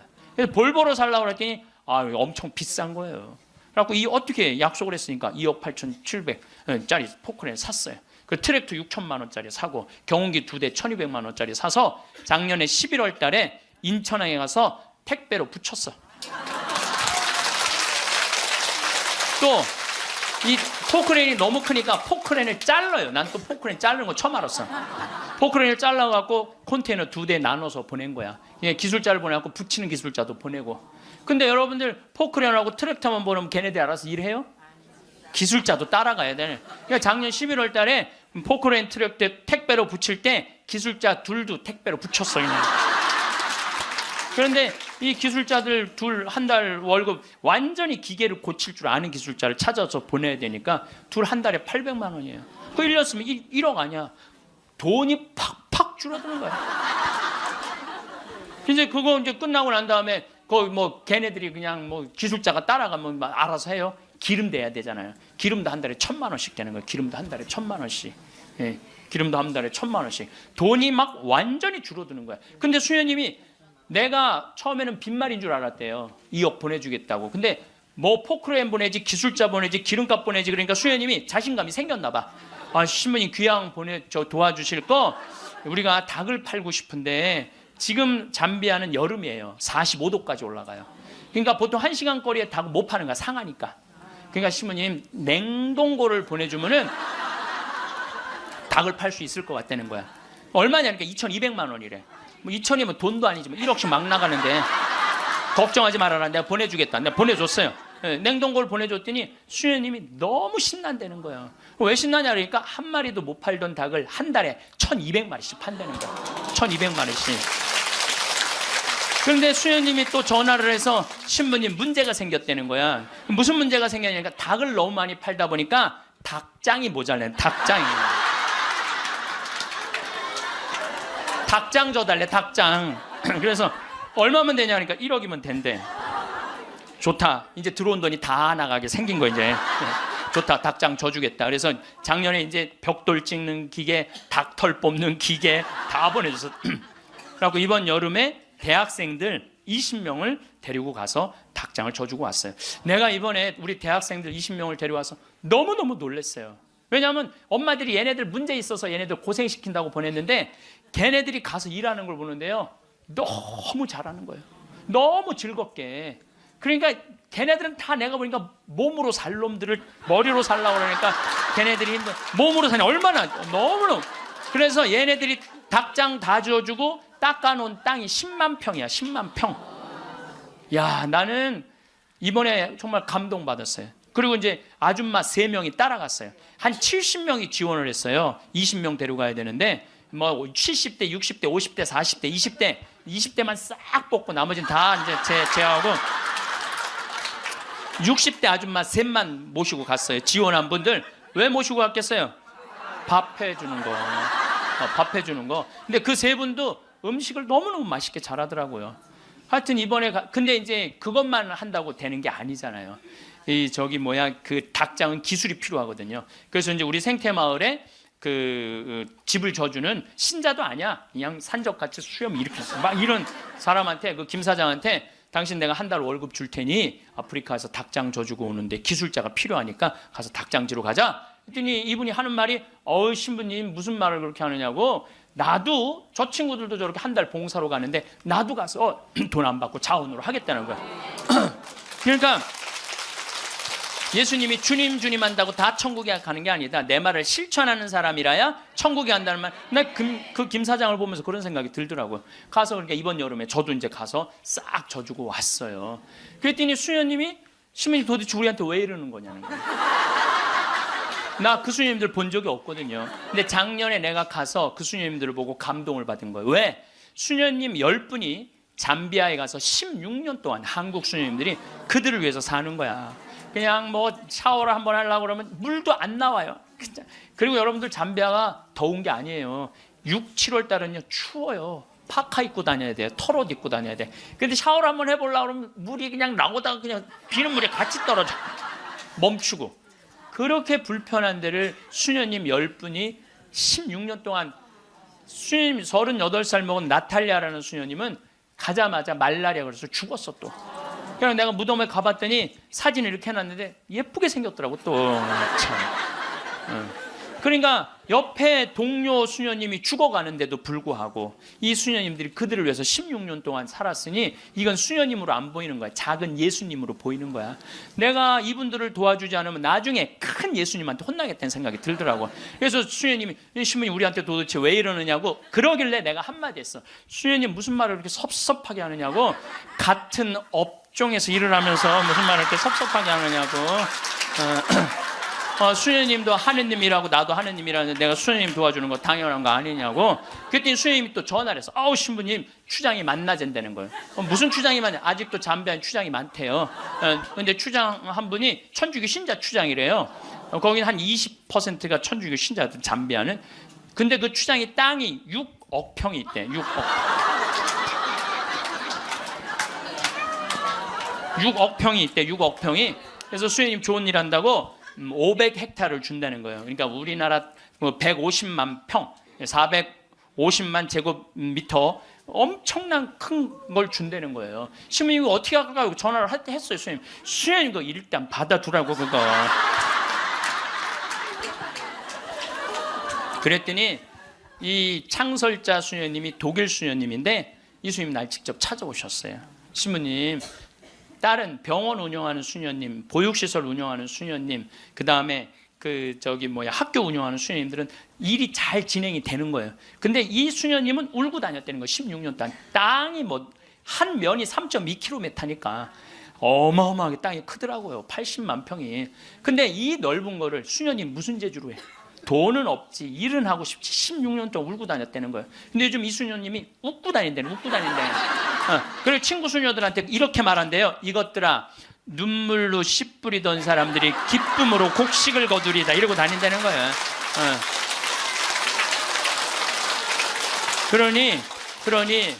그러니 신부님, 이건 자기네들은 하기가 쉽지 않다는 거예요. 신부님은 나는 또 그쪽으로 공부도 했고, 그러니 신부님 귀향 시작을 했으니 완성을 좀 해달라고. 그러니까 난 또 80만 평 완성하려면은 70살까지 일이 기다리고 있는 거야. 난 아무리 살아도 아무 상관없어. 심심할 일이 없어. 심심할 일이. 이번 여름에는 이제 치과 의사 선생님들, 안과 의사 선생님을 모시고 왔는데, 이제 좀 젊은 분들이 가는데 안과 의사 선생님 대학병원에 과장님을 모시고 간 거야. 수술 도구까지 다 갖고, 내가 다 우리 저 후원하는 분들이 보내니까 치과 수술 도구, 안과 수술 도구 다 갖고 갔거든요.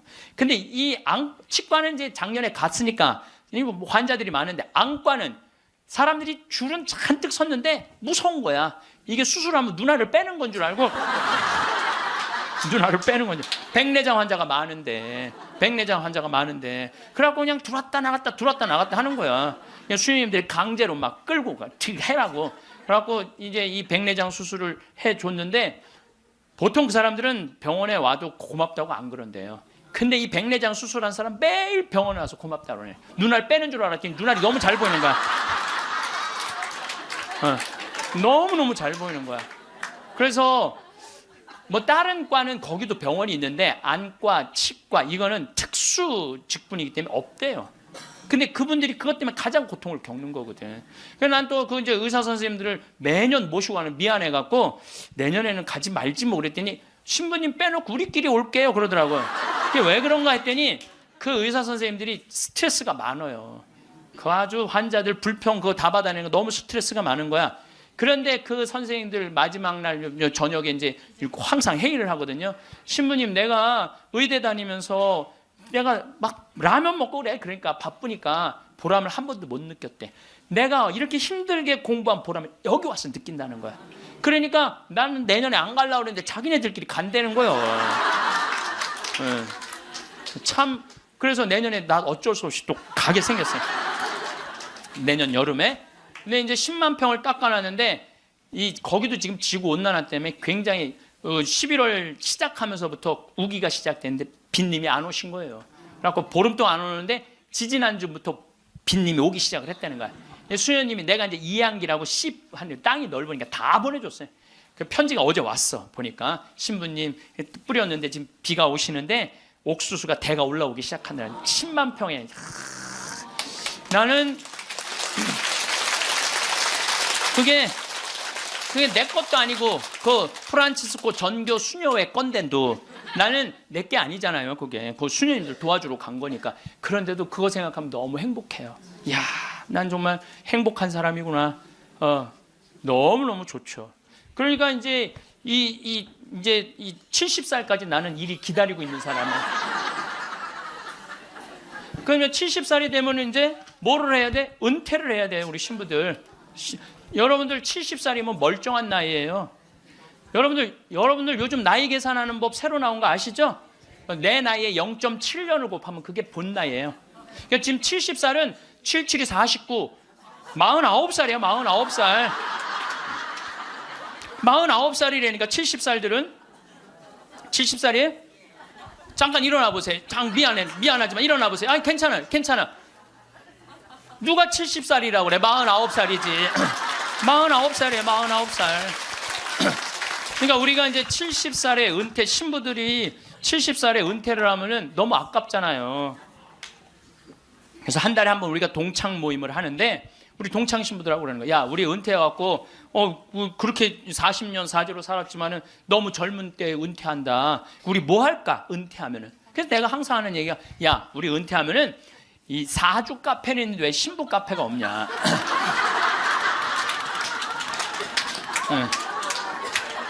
우리 신부 카페 하자. 신부 카페. 아니 요즘 사람들 마음 답답하면 사주 카페 가고 전보 커피 마시면서 전보잖아요. 그러니까 우리도 신부로, 여러분들 신부로 귀신의 애비로 40년을 살면요 웬만한 무당보다 나아요. 귀신의 애비로 40년 정도 살면 웬만한 무당보다 낫다니까요. 네, 지금 70살 원로 신부님들 딱 여러분들 보면요, 여러분 인생이 딱 보여요. 얼굴이 뭐냐면 얼이 들어왔다 나갔다는 굴이야. 얼이 들어왔다는. 그래서 우리 얼굴 안에 7,000개 인생이 있다는 거예요. 여러분도 얼굴 안에 딱 보면 남편이 바람 피고 있구나, 이게 금방 나온다니까. 웬만한 점쟁이 무당보다 낫다니까요. 저도 본당 신부하면서 무당들 세례를 많이 줬어요. 무당들이 천신, 자기가 모시는 신기가 떨어지면요 천신을 찾아온다니까요. 그래서 내가 뭐 북도 태우고 막 이거 신물도 많이 태워주고 세례도 주고, 또 어떤 무당은 유방암이 걸렸는데 60한 7, 8쯤 됐는데 평생 이제 점을 봐준 거죠. 근데 이제 나한테 온 거예요. 이제 삶을 정리하고 하느님한테 귀의하고 싶다고. 살아온 얘기 다 들어주고, 그리고 이제 마지막에 이제 죽을 때 또 시모님 성가 소리 듣고 죽고 싶다고. 근데 쫓아가갖고 또 보니까 막 기다리고 있더라고요. 그래서 성모님 성가 듣고 싶다. 그래서 내가 막 성가 불러주는데 그렇게 해서 돌아가셨어. 그러니까 내 품에 죽은 무당도 있다니까. 내 품에 죽은. 내가 웬만한 무당보다 낫지. 웬만한 무당보다 나은 거예요. 그러면 우리가 카페 차려놓고 여러분들 본당 신부님들 면담하려고 그러면 얼마나 힘들어. 본당 신부님 바쁘고 우리 은퇴하면 시간도 많은데. 그래서 우리 잘생긴 시모니 신부가 있어요. 오늘 오후에 만날 건데, 시모니 신부 그 커피 바리스타 자격증도 있고 잘생기고 자격증이니까 시모니 신부는 커피 바리스타 하고, 그리고 나보다 7살 많은 베네딕토 신부라는데 얼굴이 못생겼어요. 형은 그 정신없이 왔다 갔다 하지 말고 주방에서 나오지 말고 거기서 나오지 말고 음식하고 음식. 그다음에 뭐 담배만 피고 뭐 아무것도 안 하는 우리 마티아 신부, 너는 청소하고. 난 이제 이게 되니까 앉아서. 내가 장소도 다 봐뒀어요. 장소는 어디로 했냐면은 남한산성 성지가 있는데, 남한산성 성지가 새로 성당을 줘서 갔어요. 옛날 구성당이 아주 그 창호주로 잘 져놨어. 그래갖고 그 성당 터 달라고 그랬어. 여러분들 남한산성 그 근처에 또 점 보는 데도 많아요 보면. 그래갖고 이제 거기에 이제 신부 카페. 우리는 은퇴해서도 할 일이 있는 거야. 그러니까 나는 이제 뭐 대학 하라고 이제 기부금도 40억 받았으니까 나는 200살까지 살아도 일이 있어요. 200살까지. 근데 여러분들은 무슨 계획이 있느냐? 나 이걸 묻고 싶은 거예요. 무슨 계획이 있느냐? 지금 60살 되신 분들은 100살까지 살아요. 100살. 50살 되신 분들은 110살까지 살아. 110살. 40대신 분들은 120살까지 살아. 120살.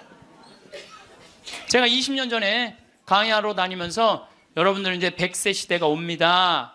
신부님 뻥하지 말라고 무슨 100살까지 사느냐고. 근데 요즘 여러분들 100세 안보장, 100세 연금보장 나왔어요, 안 나왔어요?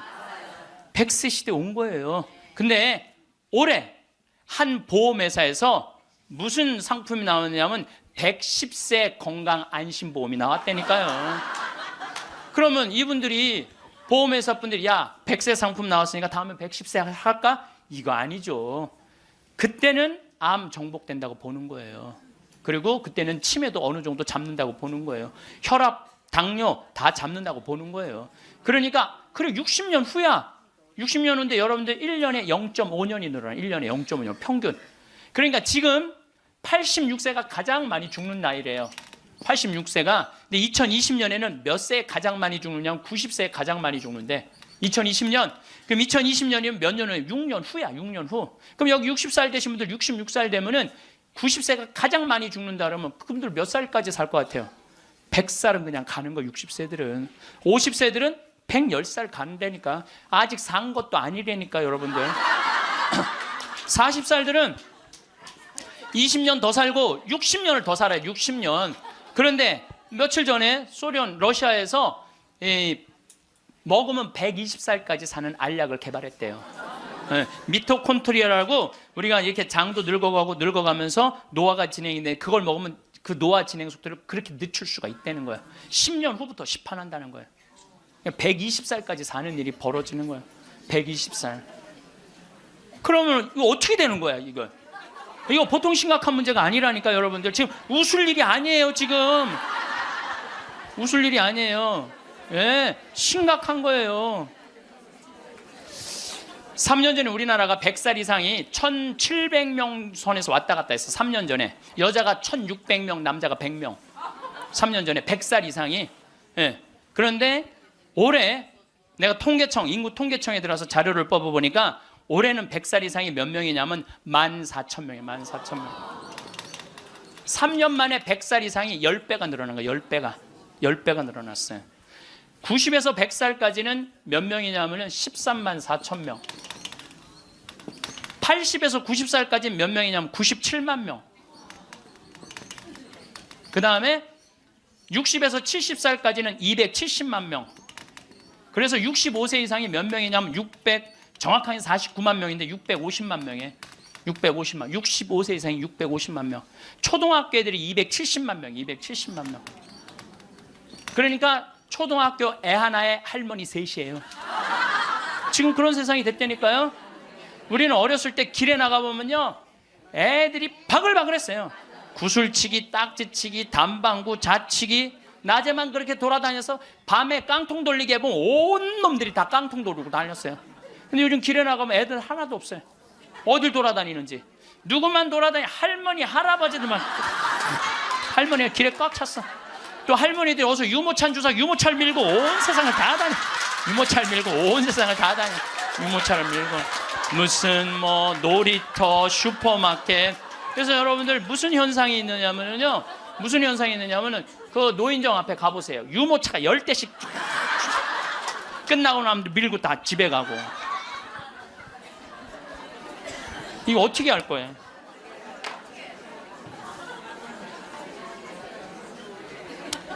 조선시대 왕들은 평균 연령이 조선시대 왕이 27명이었어요. 27명이 있었는데 평균 연령이 46.1세였어요.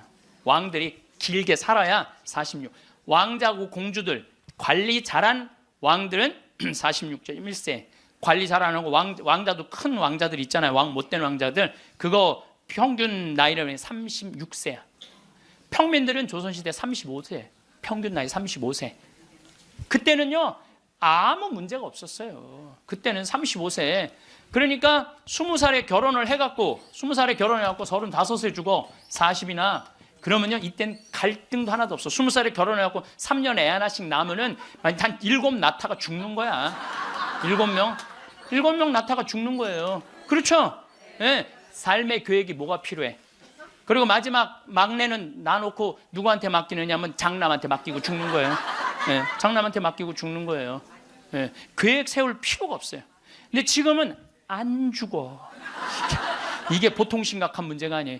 이게 안 죽는 바람에 모든 문제가 다 생기는 거야. 안 죽는 바람에. 여러분 요즘 연금 얘기 참 많이 나오죠?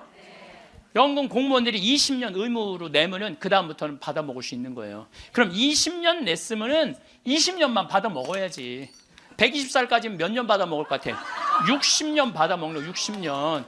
여러분들 나라 망할 것 같아요? 안 망할 것 같아요? 망하게 돼 있어요. 이거는 불보듯 뻔한 거예요. 그리스, 스페인 그래서 망한 거예요. 그래갖고 좀 나라 이제 자식들을 위해서 좀 후손들을 위해서 연금 좀 깎자고 지금 국회에서 정부에서 그러는 거 아니에요? 계산 뻔히 나오니까 연금 깎자고 그랬더니 깎으려는 연금은 안 깎고 머리 깎고 안 된다고 그냥.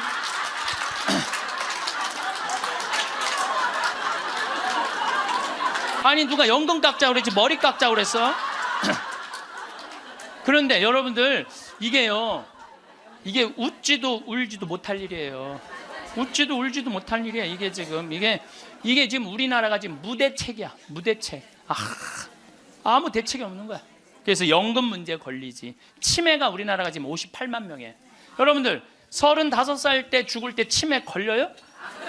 이땐 치매 걸릴 시간도 없어요. 근데 지금 80, 90 방에 가만히 앉아 있으면은요, 네가 누군지 내가 누군지도 모르고 그냥 이러고 있는 거예요. 네가 누군지 내가 누군지도 모르고. 그러면 치매가 이렇게 있으면은 이 한 집에 5, 6 매달려 있다고 보면은 300만 명이 치매 때문에 고통을 겪고 있는 거예요. 모든 문제는 안 죽어서 생기는 문제예요. 그리고 난 정치인들도 보면 참 머리 나빠. 여러분들 65세가 650만 명, 50세까지 되면 거의 1000만 명인데 이제는요 진보가 보수를 이길 수가 없어요. 진보가 보수를 이길 수, 늙으면 보수로 될 수밖에 없거든. 그러니까 노인들은 또 투표를 또 얼마나 열심히 해요. 똑같이 찍잖아. 이게 무슨 얘기냐면은 사회가 변할 가능성이 없다는 거예요. 젊은 사람이 많이 나와야지 사회가 변하고 발전하는데, 나이를 먹어가는 사람이 그 사회의 주축을 이루고 있잖아요. 그렇다고 죽으라고 그럴 수도 없고 살라고 그럴 수도 없고. 그러니까 결국은 누가 변해야 되냐면은 여러분들이 변해야 되는 거예요. 내가 삶을 어떻게 살아갈 것이냐, 이거 보통 생각해야 되는 거 아니에요. 그냥 진짜 웃을 일이 아니라니까요. 지금 여러분들 웃을 일이 아니에요. 그런데 우리나라가 65세 이상 노인들이 OECD 국가 중에 가장 가난해. 가장 가난해. 근데 여러분들 왜 가난한 줄 알아요? 국가가 잘못해서 가난했을 것 같아요? 천만의 말씀. 우리나라가 프랑스보다 교육비를 몇 배를 더 쓰냐면 9배를 더 써요. 프랑스보다 9배 더 써요. 미국보다 교육비를 몇 배 쓰는 3배를 더 써, 3배를. 근데 여러분들 생각을 해봐요. 우리가 프랑스보다 지금 뭐 비슷비슷하게 살지만 조금 떨어져. 미국은 우리 한 2배 정도 잘 살아. 근데 그 2배 정도 잘 사는 나라보다 3배를 교육비를 더 쓰는 거예요. 그래서 남자아이 대학 결혼까지 들어가는데 여러분들이 3억 6천이에요. 처음부터 태어나갖고 걔한테 쏟아넣는 돈이 3억 6천이야. 여자는 3억 4천이 들어가요. 그럼 남자 여자 아들 딸 둘 나갖고 결혼까지 시켰으면 여러분들 얼마 쓰면 7억을 쓴 거야. 7억을. 셋 낳았으면 10억을 쓴 거야. 10억. 그러니까 애를 낳아요. 그래서 애도 안 낳는 거예요. 이놈의 교육 때문에 애도 안 낳는 거예요. 그러니까 애가 안 나오면 나라는 어떻게 되겠어요? 이게 머리가 복잡해요. 내가 보기엔 정치인들 머리가 지끈지끈할 거야 아마. 그 생각을 해보면은. 그러니까 65세 넘어가고 OECD 국가 35개 나라 중에 우리나라가 노인이 가장 가난해. 쓸 돈이 없는 거야. 자식들한테 다 쓰고. 그리고 요즘 애들은요 1등 아니면 패배자야 다. 그러니까 대기업에 취직 안 하면 아무데도 취직 안 하는 거야. 그리고 대기업 안 갈 바야 200만 원 받고 일 안 한다 이거야. 그러니까 집에서 논다는 거야. 그럼 노는 놈 누가 책임져야 돼? 부모가 아니 어제도 저녁 먹으면서 들은 얘기인데 엄마 아빠가 다 교직이래. 그래서 연금이 700만 원 정도 나온대요. 그렇게 친구 중에 제일 연금이 많이 나온대. 상전 밥 한 번, 술 한 번을 안 낸다는 거야. 친구들이 막 욕을 한다는 거야. 너는 이 새끼야 밥 한 번 안 사냐. 그렇게 연금이 많은데, 근데 한 친구한테 술 한 번 하자 그러면서 울면서 그러더래요. 애들이 둘 다 명문대학을 나왔는데 대기업 몇 번 보내 떨어지더니 집에서 놀고 있다는 거야. 걔네들 생활비로 600만 원을 대준다는 거야. 자기가. 그 자기네들이 100만 원을 가지고 쓴다는 거. 100만 원을 가지고. 그러니까 친구들 뭐 사주고 싶어도 사줄 수가 없다는 거예요. 100만 원 갖고 생활해야 되니까. 이게 지금 대한민국이 지금 정신이 나가도 한참 나간 거예요. 보통 문제가 아니라니까요. 안 죽어서 문제, 애들 일 안 해서 문제, 애 안 낳아서 문제. 참 큰 문제야. 그러니까 여러분들은 내가 어떻게 살아갈 것인가, 이 계획을 잘 세우셔야 돼요. 잘 세우셔야 돼. 예. 또 이 나이를 먹어갖고 어떤 문제가 있느냐면은 70세 드신 분들, 이 경제적인 문제가 지금 가장 심각한 문제고, 또 하나는 무기력증에 빠져요. 사는 게 재미가 하나도 없어. 돈이 있어야지 어디 돌아다니까. 돈이 있어야지. 돈도 없고 돌아다니지도 않지. 집에 하루 종일 있는 거야. 집에 하루 종일 있으니까 생전 웃을 일이 없네. 하루 종일 한 번도 안 웃어요. 보면은 한 번도 안 웃어요. 한 번도 안 웃으니까 남이 웃긴 얘기하면은 웃긴 웃어야 되는데 어떻게 웃어야 되는지 모르는 거야. 이 썩은 미소가 나오는 썩은 미소가. 한 번도 안 웃으니까 무기력증에 걸리는 거예요. 그러니까 70살 넘으면 웃기라도 해야 되는데 안 웃고 가만히 있으면 눈두덩 쳐져요, 안 쳐져? 눈두덩, 눈가 쳐지고 볼 쳐지고 입가 쳐지고. 소파에 앉아고 가만히 텔레비 보고 있으면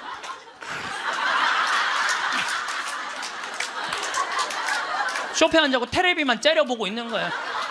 아니 텔레비가 뭘 잘못했다고. KBS 한번 째려보고, MBC 한번 째려보고, SBS 한번 째려보고, 평화방송 한번, 평화방송 볼 때 더 째려봐. 저 무슨 얘기하는 건가.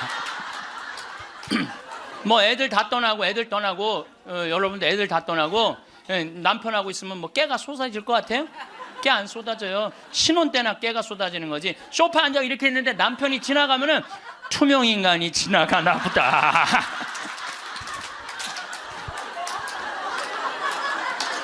그 사는 게 재미가 하나도 없는 거예요. 그 어떤 신부님하고 수녀님이 눈보라를 맞아갖고 산을 가는데 헤매다가 이제 오두막집을 발견한 거예요. 발견했는데 다행히 침대가 하나 있고 그 다음에 침낭이 있는 거야.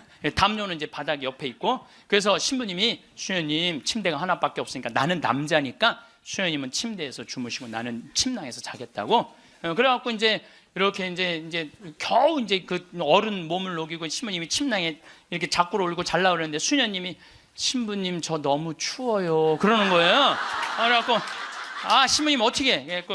자꾸를 열고 다시 나가갖고 담요를 하나 이제 갔다가 이제 수녀님 덮어줬어. 수녀님 이제 따뜻할 거라고. 그래갖고 이제 다시 이제 들어와갖고 이제 침낭을 딱 이렇게 해갖고 좀 잠을 막 들어갈 때 수녀님이 신부님 저 정말 추워요 그러는 거야. 짜증이 나는데 어떻게 해? 남자인데. 그래갖고 다시 이걸 열고 다시 담요를 하나 수녀님 수녀님 진짜 이제 따뜻할 거라고. 그래갖고 이제 겨우 잠을 일어나 신부님 저 정말 추워요 그러는 거예요. 신부님이 딱 일어나서 수녀님 사실은 여기 우리 둘밖에 없다. 아무도 우리 둘이 있는 거 모른다. 그러니까 수녀님 우리 부부처럼 오늘 밤을 좀 지내자. 그랬더니 수녀님 좋아요 그랬어요. 수녀님이 좋아요. 그래가 좋아요. 그래서 그럼 부부처럼 하는데 내가 지금부터 말을 좀 하겠다. 수녀님 그 수녀님 말을 내가 빼겠다. 당신 자꾸 짜증나게 할 거야? 그 빌어먹을 담요 당신이 갖다 덮어. 나 잠 좀 자게 나도 좀. 여러분들 부부가 이게 다정하게 이렇게 살다가 늙으면 좋은데 서로 맨날 짜증이 나느니 지겹대느니 이런 소리 하면은요 늙어서 한 집에 살아도요 있으나 마나요. 있으나 마나야. 하루 종일 혼자 텔레비. 이제 저녁에 며느리가 어머니 식사하세요 방문 땅땅 두들겼는데 또 이 시어머니 또 전기세 또 불은 깜깜하게 꺼내. 째려보던 눈빛 그대로 파란 텔레비 불빛에 밥 먹으라고 이렇게 째려보면요 며느리가 심장이 땅땅 떨어지는 거예요. 사람은요 눈꼬리가 올라가지 이쁜 거야. 입꼬리가 올라가지 이쁜 거예요. 그래서 젊은 사람이 웃을 때 시원한 게 눈꼬리가 올라가고 입꼬리가 올라가서 시원한 거예요. 내가 이렇게 젊은 사람은 눈에 확 띄어요. 눈꼬리 쫙 올라가고 입꼬리 올라가서. 또 나한테 강의 들어오면 그냥 와. 신부님한테 온다고 연필로 막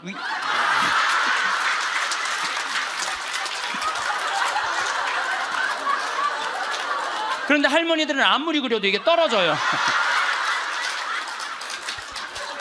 그래서 제가 드리는 말씀은 무기력증에 빠져 살지 말고 해만 뜨면 집을 나가라는 거예요. 내가 나이가 먹은 분들은요 무조건 해만 뜨면 집에 있으면 절대 안 돼요. 해만 뜨면 그리고 나이 70살 80살 넘어서 집을 나가주는 게 예의야. 예의. 집에 있으면 안 된다니까요. 그리고 가끔 1박 2일씩 사라져주는 것도 예의에 사라져주는 거. 강원도 평창 생태마을로 사라져주는 게 예의라니까. 하루 종일 웃지도 않고 있으면 뭐가 행복하겠어요. 그러니까 할머니들 오늘 65세가 넘어갔고 나는 해 뜨자마자 여기 나왔다 한번 손 들어보세요. 내가 늘 말하지만 이 처녀들이 슬기로운 처녀들이라니까. 이 처녀들이 슬기로운 처녀들인 거예요. 그래서 신부님 돈이 있어야지 나가 돌아다니죠. 집 잡혀라. 집을 잡혀라. 그래서 집 잡혀서 경복궁도 가고 덕수궁도 가고 온양온천도 가고 춘천도 가고 맛있는 것도 사 먹고 친구들하고 어울려서 평창 생태마을도 오고 돌아다닐 수 있을 때까지 돌아다니는 거예요. 그래갖고 집 잡혀갖고 돌아다닐 수 있을 때까지 다니는 할머니들은 죽을 때 어떻게 죽는지 아세요? 아니에요. 그건 아니고 씩 웃고 죽는 것도 죽는 거지만은 돌아다닐 수 있을 때까지 돌아다니는 할머니들은 죽을 때 어떻게 죽느냐면 지쳐서 죽어요. 지쳐서.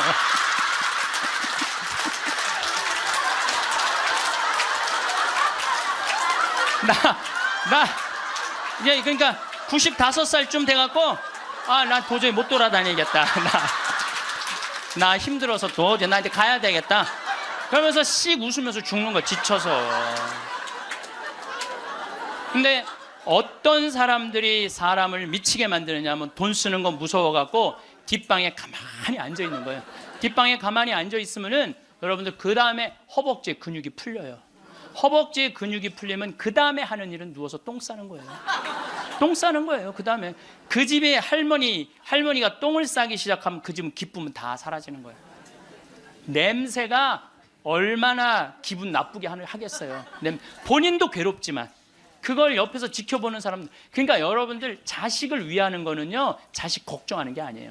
자식을 위하는 건 내가 마지막까지 죽기 직전까지 내 발로 화장실 가주는 게 정말 자식을 위하는 거예요.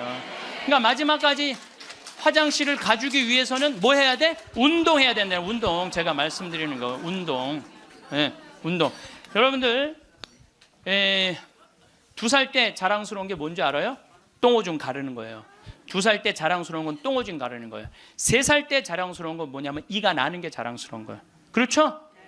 12살 때 자랑스러운 건 뭐냐면 또래 친구가 있는 게 자랑스러운 거. 그때 엄마 아빠 필요 없어. 또래 애들이랑 막 뛰어놀고 다녀. 18살 때 자랑스러운 건 운전을 할 줄 아는 게 자랑스러운 거예요. 20살 때 20대 때 자랑스러운 건 애인이 있는 게 자랑스러운 거예요. 애인이 있는 게 35살 때 자랑스러운 건 돈을 버는 게 자랑스러운 거예요. 50살 때 자랑스러운 건 뭐가 자랑스러운? 돈이 많은 게 자랑스러워요. 60살 때 자랑스러운 건 뭐가 자랑스러운지 알아? 애인이 있는 게 자랑스러워. 그때도 애인이 있어 자랑스러운 거예요.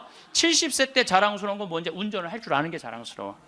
75살에 자랑스러운 건 같이 여행 다닐 친구가 있는 거, 같이 밥 먹을 수 있는 친구가 있는 게 자랑스러워요. 80세 때 자랑스러운 건 뭔지 아세요? 이가 남아있는 게 자랑스러워. 이가 남아있는 게. 85세 자랑스러운 게 뭔지 알아요? 똥오줌을 가릴 줄 아는 게 자랑스러운 거예요. 85이 돼서도 내가 똥오줌을 가릴 수 있다. 그건 자식들한테 최고의 선물이에요. 그래서 뭐를 하라? 운동을 해라. 이 운동 얘기부터는 다음에 내가 강의를 여러분들한테 하도록 하겠습니다. 마침 기도 바치겠습니다. 성부와 성자와 성령의 이름으로. 큰 재산은 소심한 사람에게 걸맞지 않다. 집에서 말씀입니다. 구두쇠에게 재물이 무슨 이익을 주겠느냐? 제 몸을 돌보지 않고 쌓기만 하는 자는 다른 이들을 위하여 모으는 것이니 그의 재산으로 남들만 흥청거릴 뿐이다. 자신에게 악한 자가 누구에게 관대하겠느냐? 그는 자기 재산도 즐기지 못한다. 자신에게 인색한 자보다 더 악한 자는 없다. 그것이 바로 자신의 사악함에 대한 보상이다. 욕심이 많은 자의 눈은 제 몫으로 만족할 줄 모르고 몹쓸 부리는 영혼을 메마르게 한다. 구두쇠는 음식을 아까워하며 그의 밥상에는 음식이 모자란다. 영광이 성부와 성자와 성령께. 성부와 성자와 성령의 이름으로. 감사합니다. 황창현 신부님의 행복특강 어떠셨나요? 황창현 신부님께서는 사람은 눈꼬리가 올라가야지 예쁜 거라고 하십니다. 입꼬리가 올라가야지 예쁜 거라고 하십니다. 그러니 나이가 들수록 무기력증에 빠지지 말고 인생을 재밌게 살아야 하는 것입니다. 돌아다닐 수 있을 때까지 돌아다녀야지. 돈 쓰는 거 무서워서 뒷방에 가만히 앉아 있으면 안 된다고 하십니다. 85세에는 똥오줌 가릴 줄 아는 게 자랑이라고 하지요. 그러니 지금부터라도 건강관리를 잘 하셔야 합니다. 오늘은 병을 미리 막는 10가지 방법을 말씀드리겠습니다. 이것만 잘 지키셔도 지혜로운 노후, 행복한 노년을 보내실 수 있을 거라 생각합니다. 병을 미리 막는 10가지 방법. 그 첫 번째는 몸을 따뜻하게 하라입니다. 여름이야 우리 몸이 항상 열기가 있고 따뜻하지만 가을이나 겨울이 될수록 특히 환절기에 우리가 감기에 많이 걸립니다. 특히나 환절기에 우리 인간은 호르몬의 영향을 받습니다. 그래서 사람들이 보통 가을에 우울증이 많이 옵니다. 그리고 연인 사이도 가을에 많이 헤어집니다. 이게 왜 그러냐면 호르몬의 영향 때문입니다. 태양의 일조량이 변하고 우리의 몸이 계절을 타면 우리 뇌는 세로토닌이 조금 더 불특정하게 움직입니다. 균형적으로 호르몬이 나오다가 계절이나 일조량이 달라지면 변합니다. 우리가 태양을 조금 멀리 한다든가 날씨가 갑자기 바람이 분다든가 이럴 때 우리의 뇌가 호르몬의 영향을 받습니다. 그래서 우울감이 올라옵니다. 그런데 중요한 것은 몸을 좀 따뜻하고 포근하게, 항상 몸의 체온을 36.5도 잘 유지하면 그런 조율을 좀 편하게 할 수 있습니다. 그래서 몸을 따뜻하게 하셔야 됩니다. 그게 첫 번째로 우리의 병을 막는 방법이 될 수 있습니다. 몸을 따뜻하게 하면 참 좋습니다. 두 번째, 몸 중에서도 목을 따뜻하게 하는 게 좋습니다. 최근에 갑상선에 관한 여러 가지 암들이 많이 생기고 있습니다. 이 갑상선은 현대인의 병입니다. 스트레스로 인한 근심으로 인한 병입니다. 그래서 몸을 따뜻하게 하라가 첫 번째지만 두 번째는 목을 따뜻하게 하는 걸 더 신경 쓰라는 것입니다. 여러분의 혈관 중 몸의 혈관이 목에 모인다는 사실을 알고 계신가요? 그리고 목에서부터 다 퍼집니다. 평상시에 가을이나 봄에도 바람이 불 때나 이럴 때도 항상 저는 머플러를 하고 다닙니다. 항상 목을 따뜻하게 합니다. 그래야 혈액순환이 온몸에 잘 되게 됩니다. 세 번째는 발을 따뜻하게 해야 됩니다. 발이 우리 건강에 참 중요합니다. 우리의 몸이 잘 때 가장 빠르게 차가워지는 부분이 발입니다. 발이 차갑게 되면 여러분 발끝이나 손끝에 요산이 쌓이게 됩니다. 이게 나중에 통풍이 될 수도 있고 몸에 통증을 유발할 수가 있습니다. 발이 차가우면 신진대사가 활발하게 일어나지 못합니다. 그래서 항상 어르신들이 발을 따뜻하게 해라, 배를 따뜻하게 해라. 혈액순환이 골고루 잘 돼야 우리는 피부도 좋고 목 쪽의 질병들도 사라지고 가슴 두근거림이나 소화, 위장 장애도 좋아지게 된다는 말을 하시지요. 그리고 잘 때는 항상 가능하면 편안하게 웅크려 자지 말고 대자로 자는 연습을 해야 합니다. 그래야 혈액순환이 잘 됩니다. 웅크리지 말고 자는 습관을 들이셔야 합니다. 물론 습관이 돼서 웅크리시는 분들도 의식적으로 바꾸려고 노력하셔야 합니다. 핸드폰 보고 엎드려 있고 계속 집중하고 컴퓨터하고 하면서 취하는 자세가 다 몸이 긴장되어 있는 상황입니다. 그런데 잘 때도 또 웅크리고 자면 몸에 이완이 일어나지 않습니다. 잘 때만이라도 편안하게 대자로 자는 연습을 하세요. 네 번째, 기도를 하셔야 합니다. 깊은 숙면을 위해서는 기도가 필요합니다. 그래서 하루에 30분 정도라도 편안하게 하느님께 기도하는 습관을 들여보세요. 그러면 내가 잘 때도 편안하게 잘 수 있습니다. 항상 잠들기 전에 너무 급할 때는 3분 정도라도 기도하고 주무셔 보세요. 그냥 잠시 3분 더 자려고 노력하지 말고 기도하고 자면 마음이 평안해져서 1시간을 더 자는 효과가 있을 수 있습니다. 그래서 기도를 하는 것이 참 좋습니다. 자기 전에도 하고 아침에 일어나서도 기도를 하면 좋습니다. 그리고 기도를 하기 전으로 스트레칭을 해주시는 것도 좋습니다. 잠들기 전으로는 몸이 굳어져 있습니다. 그럴 때는 스트레칭을 통해서 혈액 순환을 시켜주세요. 평소에 우리는 손발이 부어 있습니다. 누워 있으니까 혈액 순환이 잘 안 됐을 것입니다. 그로 인해 몸에 요산이 쌓여 있게 됩니다. 신진대사를 활발하게 하기 위해서 몸을 움직여주는 것이 참 중요합니다. 그런데 갑자기 뛰고 그러면 몸에 영향을 받으니 아침에 일어나면 부하가 걸릴 수 있습니다. 그러면 천천히 스트레칭을 하고 기도를 하세요. 그리고 5번째는 따뜻한 물을 자주 마셔야 합니다. 우리 몸은 다 연결되어 있습니다. 따뜻한 물을 마시는 건 우리 몸을 보호하는 것입니다. 몸의 온도를 유지하는 게 참 중요합니다. 우리가 안 좋은 것은 보수를 잘해 나가야 합니다. 이를 위해서는 의식적으로 따뜻한 물을 자꾸 드셔야 합니다. 우리 몸의 수분은 잠잘 때도 빠져나갑니다. 그래서 일어나면 몸이 젖어 있고 옷이 좀 축축하고 침대에 습기가 많은 것입니다. 그럴 때는 바싹 몸을 말려주고 이불도 그냥 덮어 놓지 말고 가능하면 침대에서 걷어서 이불을 좀 널어 놓던가 해야 합니다. 바로 덮어 놓지 말고 자고 일어나면 이불에 노폐물도 나와 있으니까 가능하면 이불도 자주 세탁하고 말리고 최소한이라도 바쁘면 이불을 빼서 방바닥이나 차라리 다른 데 놔두고 그렇게 말려주어야 합니다. 따뜻한 물을 자주 마시자 이렇게 되뇌이세요. 평상시에도 따뜻한 물을 자주 마시면 목에 따뜻함이 갑니다. 그 순간 목을 따뜻하게 하자고 연결된다는 말입니다. 갑상선에도 도움되고 혈액순환이 잘 되면 여기 있는 질병들은 다 사라지게 되어 있습니다. 우리가 왜 겨울에 감기가 자주 올까요? 목이 차갑기 때문에 기침이 일어난단 말입니다. 그러니 따뜻한 물을 자주 마셔주세요. 6번째, 잠자기 전이 참 중요합니다. 잠은 보약이란 말이 있습니다. 잠자기 전에 4시간 전에는 숟가락을 놓아야 합니다.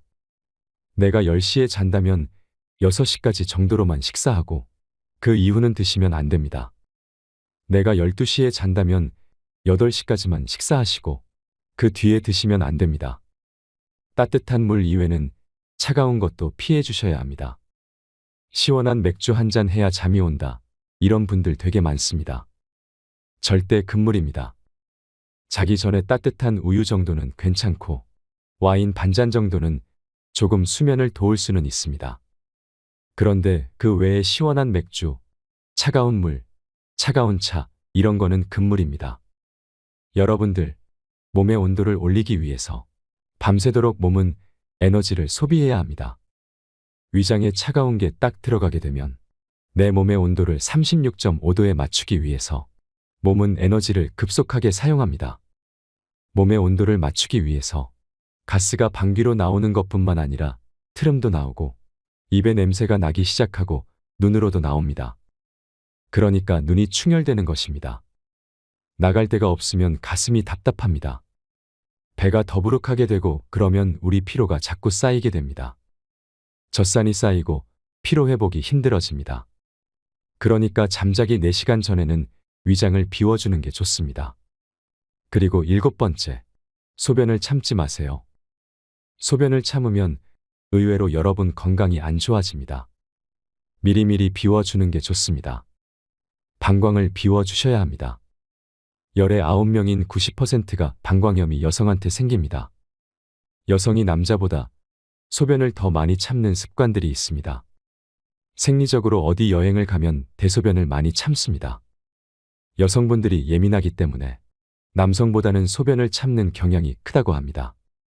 머무는 곳이나 화장실이나 특히 이런 데 더 예민한 분들이 있습니다. 심리적으로 여성이 그렇다고 합니다. 여성분들에게 절대 소변 참지 마라고 말씀드리고 싶습니다. 수시로 화장실에 가서 소변을 비워주세요. 소변이 우리 몸속에 있으면 건강에 참 안 좋습니다. 특히 여성은 남성에 비해서 생리적으로 지렴이나 요도가 짧기 때문에 질병에 걸릴 확률이 더 많습니다. 그래서 방광염은 10명 중에 9명이 여성입니다. 그래서 여러분도 내가 소변 참지 않겠다라고 마음 먹고 특히나 잠들기 전에는 꼭 화장실에 가서 방광을 비워주셔야 합니다. 그러면 전체적으로 노폐물이 밤새도록 또 소변에 쌓이게 되고 노폐물을 걸러주는 역할을 하게 되니까 여러 가지 질병들이 예방될 수 있습니다. 귀찮다 생각하면 안 됩니다. 화장실은 나를 깨끗이 정화해주는 장소다 생각하셔야 합니다. 7번째, 혀를 자주 돌려라입니다. 이건 여러분이 잘 안 해봤을 겁니다.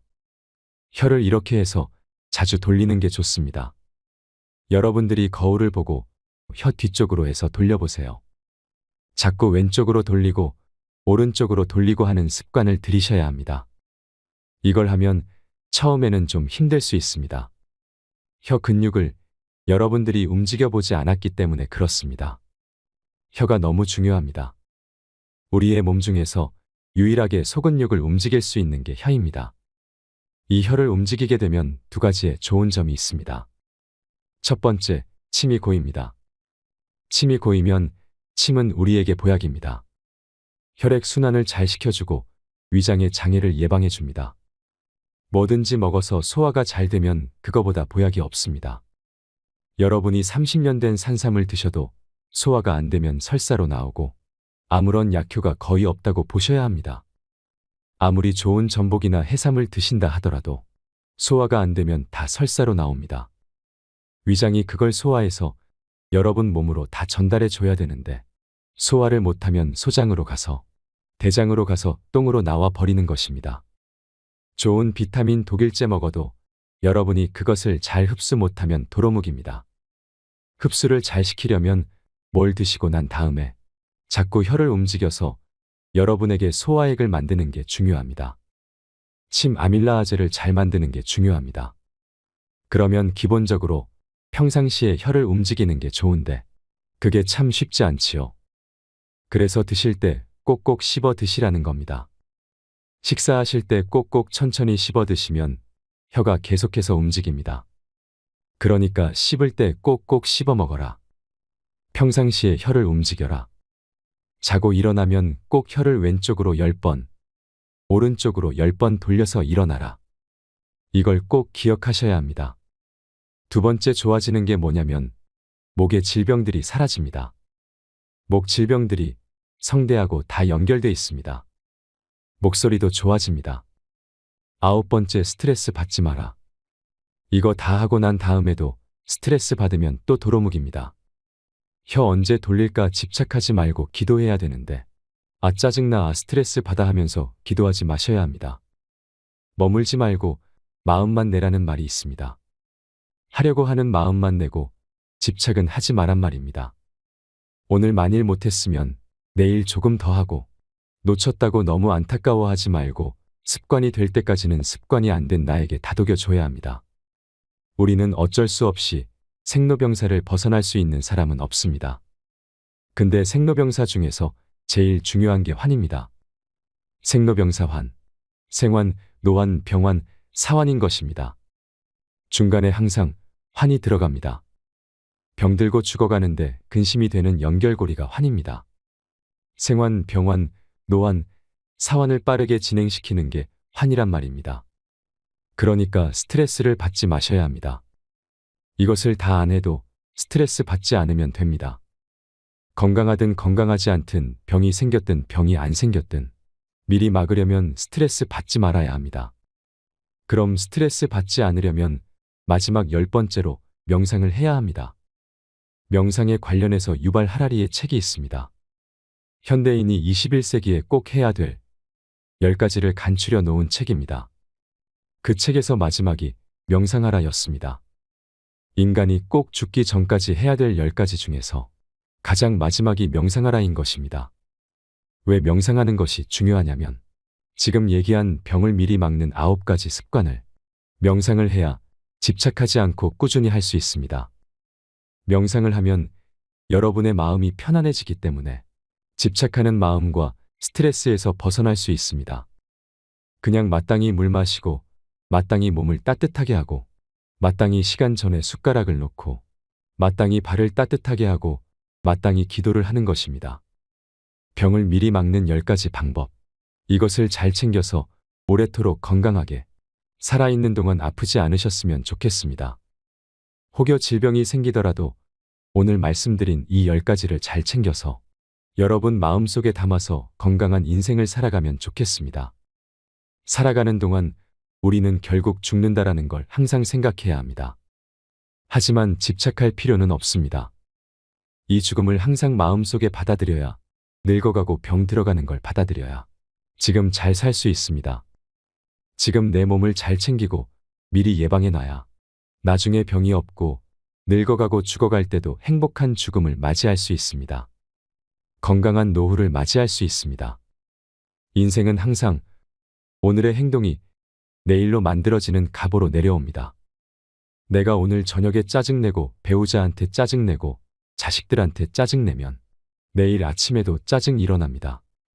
그걸 하루를 넘기지 마세요.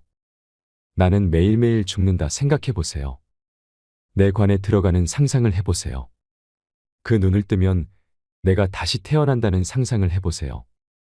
매일 다시 태어나고 잠을 잘 때 그 순간 감사하게 죽으면 아침에 일어날 때 고마운 마음이 일어날 것입니다. 누굴 미워하고 시기하고 질투하고 욕심내는 마음, 집착내는 마음을 가지고 눈을 감으면 내일 아침에 또 집착하는 마음이 생깁니다. 미래를 움직일 수 있는 건 나밖에 없습니다. 그런 마음으로 병을 미리 막는 10가지를 잘 챙기고 살아갑시다. 다시 한번 정리하자면 첫 번째, 몸을 따뜻하게 하라.